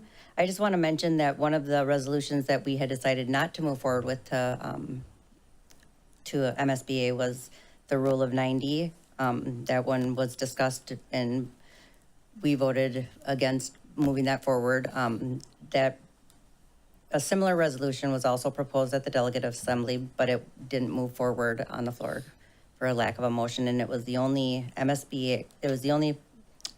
resolution that MSBA opposed passage of. Yep, yes, that was the only, yep. Carrie, do you want to speak better to that than I just did? No, I just want to say, like, all boards across the state support teachers, and it's definitely that wasn't the reason that it was not supported. It's purely financial, and looking at the astronomical costs associated with it. Just, obviously boards have to be responsible, fiscally responsible, and everyone recognized that in the room. So, yeah, so it was interesting to see basically our resolution was brought forward by another district and to see that was actually what happened. Thank you. And during the Delegate Assembly, the approval of the 22 resolutions included proposals urging the Minnesota legislature to continue to hold harmless compensatory funding for school districts, increase careers and technical education funding, increase state transportation sparsity formula, provide greater flexibility with the food service expenditures, provide inflationary increases to local optional revenues, to amend the Minnesota Data Practices Act, and to rescind the K-3 exclusionary discipline law. There is a document in board book that links to all of the resolutions. It's a resolution voting tracker. And you guys can take a look at that if you have questions or wanted to see exactly everything that passed and failed and how it all shook out. So that's it. Any questions? Yeah, so I'd like one other comment with our resolution. We had the MSBA board member that we had sitting at our table said he had never seen a resolution come forward from the MSBA board without recommendation that passed unanimously. Yeah. He was floored that happened. So, and I do want to mention that was a collaboration with Farmington, and Rochester also signed on to that resolution. So that's pretty cool. Yes, and I was able to, so I presented the case for the resolution, and it was because of Ms. Moen's awesome data that she provided me with that I could give some actual real-time examples of what we're going through with these anonymous requests that get abandoned. So big thanks to her for getting me that information so I could sound intelligent speaking to a bunch of people. All right. If nothing else on that, we are moving on to our school board reports. And so first up, we have 917 with Director Zusek. The bulk of the meeting this month, and you'll see it in the notes, it's just a kind of a one-liner at the top, reviewed the 2023-2024 audit. So the only thing better than hearing an MMKR presentation is hearing 2 different MMKR presentations. It was just as impressive. Actually, it is. They're in solid financial shape, and all member districts really respect the way that their district is managed. Lindy, can you slide down just a little bit more to the next page? Actually, there's on the next page. Yeah, this one right here. This is the shortest amount of HR information that we got. That it's like it's the only month that has 10 or fewer hires, dismissals, people leaving, rehires. There's just almost no action, which is unheard of in 917. So that was good to see. All right, thank you. Next up, we've got our AMSD update from Director Bruns. Yeah, the director's meeting was the first Friday of December, and so I've included the agenda here, but I just want to touch on themes that you can see both on that agenda, minutes from the past, and in their connections publication.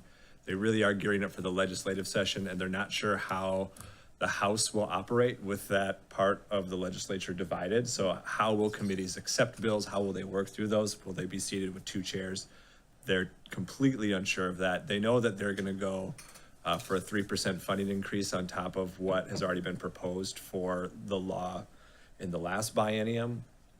So good luck with that, because you just don't know what the temperature of the room is going to be. We know that there's a short window budget surplus of $600 million at the state level, but long-term forecasting puts that at a deficit in the billions, so that gets kind of tough. And really the money is directed at mandates that already exist. So READ Act, unemployment leave, and other paid leave, unemployment insurance. It was really cool to get a presentation from Eden Prairie, because they're talking about alternative means of assessment to really know what learners know. And so they pivoted and went to the ACT. And their rationale behind that is MCA opt-outs. And they don't even believe ACT is the best option, but it's one of the models that they can tap into really easily. Their high school participation rates in the MCA, 65% take the reading test, 35% take MCA math, and 50% will take the science test. Every time a student opts out, it is currently recorded as a 0. Right. So when we had community collab that night where and they talked about student achievement and everyone was citing MCA data is some of the worst to compare yourselves to, or even historically to yourself, because every time someone opts out, it records as a 0. So it pulls that entire average down. So it'd be really cool if we could aggregate that data, but I really don't know if there's tools that exist that allow us to do that. And then there's further reading just about supporting principal leadership and how that has that trickle-down effect on culture and tools that districts can put together to support building principles. Thank you. All right, next up, Community Collaboration Committee update from Director Pine. Our January 22nd meeting that was scheduled is the same as our board meeting. I just looked back at the notes. So I think we also had a conflict with our April meeting that was scheduled. So yes, we have not had a meeting since the event in November, but we will get new dates out quickly. And we will have possibly new committee members after our org meeting too. So something to keep in mind. So what was that? Do we pen the dates then for 2025 until that meeting? If you're going to have a January meeting, we probably need to have something on the calendar to make sure we're advertising for it, right? Yes, we'll probably connect with Lindy soon. Okay. And yeah, I guess the question is, I had made a suggestion that we move forward with that, having it open to all board members to be at the events. If folks are in alignment with that, then we'd want to find a date that works for everybody. Right? I see general head nodding, that we're good with inviting all board members, and obviously if you can't make it, you can't make it, but okay. Okay, so yeah, so if we could get something out to find a date for an event, that'd be great, sooner than later. Late January and April still? The 2 months that we were proposing? I think so. Okay. Yeah, we don't want to go into May. No May meeting. No May, that was the goal. No May events. Yeah. Sounds good. All right, facilities. Yeah, that was a hugely fail. Yeah, okay.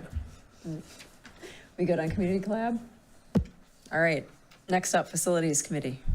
We have not met, so I have nothing to report. All right, finance committee, Director Zuzek. We met, and you've already seen the fruits of those meetings, the presentation about the budget, the proposed budget changes for the middle of the year, the adoption that we will likely adopt tonight. And then also, we talked about what would be shared at the board that evening. And so you've already seen, again, the fruits of those labors. And our next meeting date, we'll wait and decide after the committee's been formed for next year. Sounds good. All right. Joint Powers Committee, Director Milner. That's me again. Because this is attached, I won't read everything, but we just more or less did school district updates, city updates, so kind of traded information to begin with. And then primarily talked about the joint maintenance facility and possibly even having the board tour that, because that's one of the buildings we haven't had a chance to tour. And just the needed projects there, and then opportunities for partnership and communication. So the thing I thought was kind of cool is to include the district, the city, and the township, to have representation from the townships surrounding us as well too. And then updating paperwork, because it seemed like we were shuffling through a lot of different, well, there was this agreement and this agreement, so streamlining that and coming to something more simple. All right, thank you. Next, and stop me if anyone has questions, by the way. Next up, we've got NAPAC committee update from Director Bruns. Yeah, we met this month at Pleasant Hill Library, and there's a lot that I included on really the summary of that meeting. I'll go over the sticking points and the things that people should kind of walk away with. They have ordered flags that represent all the tribal nations of Minnesota. They are looking to have those hung and installed in Hastings High School, and they are going to present a letter to us to move that process forward. What they really need from us as a board is guidance on that through policy. So if that policy is still moving through the policy committee regarding permanent fixtures and common spaces, they'd like to know what the impact of that might be, and to really have these hung and visible. So that they'd like to see some movement on our part to move that through. So I'd like to clarify, the biggest thing that I see potentially being an issue with the policy is that we had stated, or the proposed policy at the time had said that any other flags specifically had to be of lesser size from the U.S. flag hanging in the same area and hanging at a lower stature from the U.S. flag. So that was just one thing that was in the proposal. Obviously, the policy hasn't come here yet. So that was just the consideration. They are planning to put those flags up. Okay. And so I did have a conversation with Director Dressley and talking about, there's nothing in a policy now. It is curricular in nature. Yeah. So they are planning to put them up. Yeah. Perfect. So if there is something that guides that differently, then we'll address that then. They'll be very happy. Budget was submitted. They appreciated for 25-26. They appreciated the collaborative nature of that budgeting process. So they really wanted to hats off everybody to that. Winter Story Night is February 19th. That's going to be at Hastings Middle School down in the auditorium space. It's going to be stellar. So check that schedule for that. That space is reserved from 4:30 to 8. Social hour kickoff at 5:30 with storytelling at 6. They'll have speakers come in, food always, and the food is always killer. The budget for this year is right on target or slightly under budget, just based on some projections that are coming in on the right way.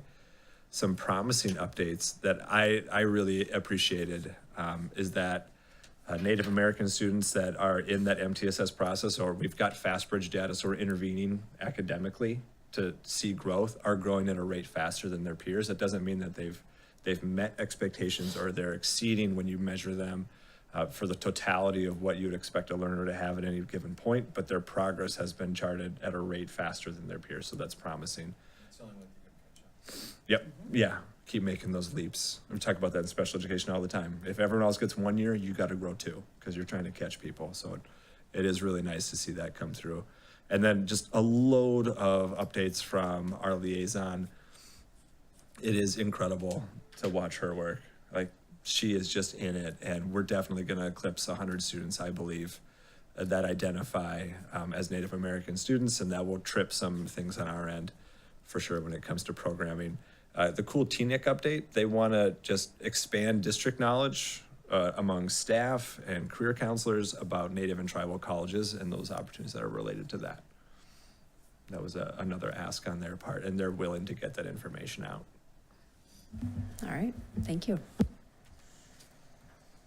And finally, Student School Board Committee update.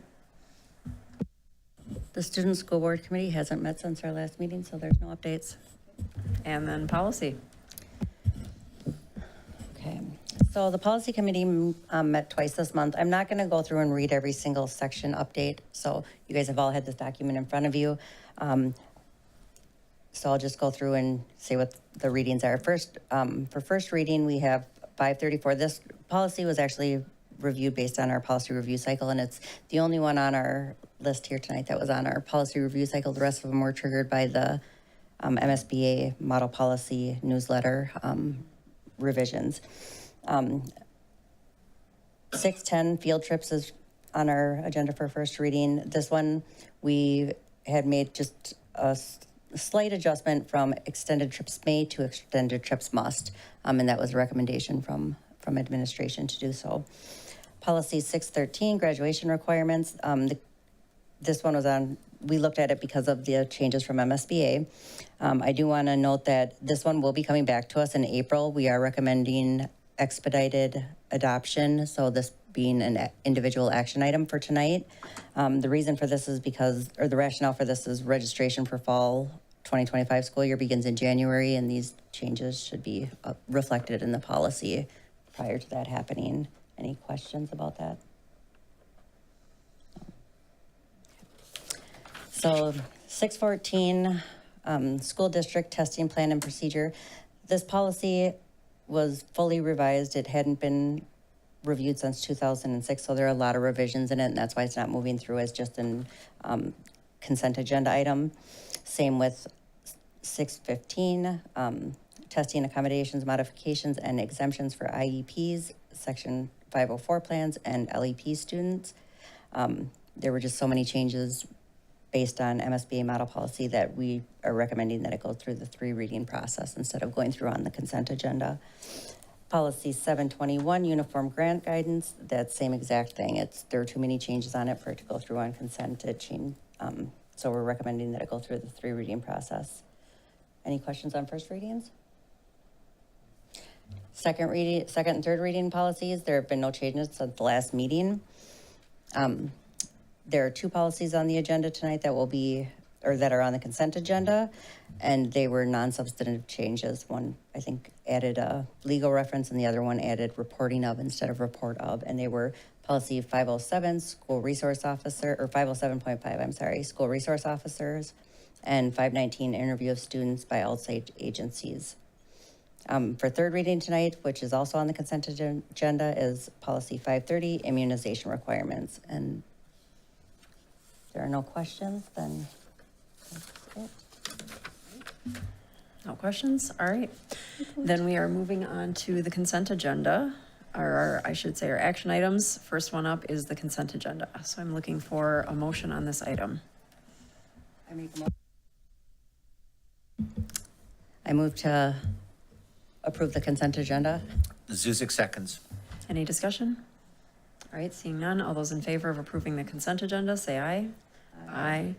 All those opposed, say nay. All right, motion passes unanimously to approve the consent agenda. Then we go on to our items for individual action, and the first item up is an HCTV contract. Looking for a motion on this item. So I'll make a motion to exclude the rent from this year's contract, 2025 contract. See where we land there. And Bruns will second. Any discussion? All right, all those in favor, say aye. Aye. All those opposed, say nay. Motion passes unanimously to exclude the rent from this year's contract. All right, next up, we have the payable levy. Looking for a motion on this item. As treasurer, I'll recommend that we approve the payable levy. Dressley will second. Any discussion? All right, all those in favor of approving the payable levy, say aye. Aye. All those opposed, say nay. Motion passes unanimously to approve the payable levy. All right, next up, we have our revised budget. As treasurer, I recommend the approval of the revised budget as proposed currently. Beermeyer seconds. Thank you. Any discussion? All right, all those in favor of approving the revised budget, say aye. Aye. All those opposed, say nay. Motion passes unanimously to approve the revised budget. Next up, we have policy 613, graduation requirements. And again, this is being expedited in only approving in one reading. Typically, we follow a 3-reading process, but due to the registration guidebook coming out soon, this needs to be expedited in order to be ready for that timeline. All right. I make a motion to approve the expedition of policy 613, graduation requirements. Zuzik seconds. Any discussion? All right, all those in favor of approving policy 613 in an expedited manner, say aye. Aye. All those opposed, say nay. Motion passes unanimously to approve policy 613 in an expedited fashion. Finally, we have our Kennedy privacy restroom. I am looking for a motion on this item. I'll make a motion to approve the drawings as they currently are and the project as it is currently proposed. The one that I'm specifically talking about is the one with the restrooms with the 2 larger stalls and then individual bathroom stalls in the proposed area that the administration's recommended. All right, can I get a second? And Bruns will second. All right, any discussion? Any further discussion, I should say? I will be voting no on this tonight, but I also want to clarify that it's really frustrating to me that whenever I've tried to use one of the single stall bathrooms, they're locked. So I don't really appreciate that piece of it either. So I have a few frustrations with how this is moving forward. I want to clarify also, I mean, I went and toured today and I walked out of there thinking, man, it's a hard decision to make, but it's a lot of money. And that's the reason why I will be voting against this as well. Any other comments, questions, discussion? All right, all those in favor of approving the current Kennedy privacy restroom remodel, say aye. All those opposed, say nay. Nay. So be it. With a vote of 3 to 4, the motion fails to move forward with the Kennedy privacy restroom remodel. All right, next we are on to our future meetings. And so we have our January 6th organizational meeting, and that is a big meeting where we will be approving our calendar for next year, so I can't really go out too far. We will be discussing or approving our committees that we're going to be having, our board committees, our board liaison positions. We also vote on our pay, our board member pay. We vote on the legal representation for the district, the official newspaper, all kinds of organizational type things. And then we do have we're going to have a brief work session on the 6th as well, and that is to receive a presentation on the solar projects. And then we have another work session on January 7th, which is to do a deep dive on the school perceptions survey. So that is all I've got right now. And then, as mentioned, we'll vote on our calendar so that we'll be able to go out a bit further after that. All right, and with that, I am looking for a motion to adjourn. Motion to adjourn. Biermeyer seconds. Any discussion? All right, all those in favor of adjourning, say aye. Aye. All those opposed, say nay. Motion passes unanimously. Meeting is adjourned at 9:16 p.m.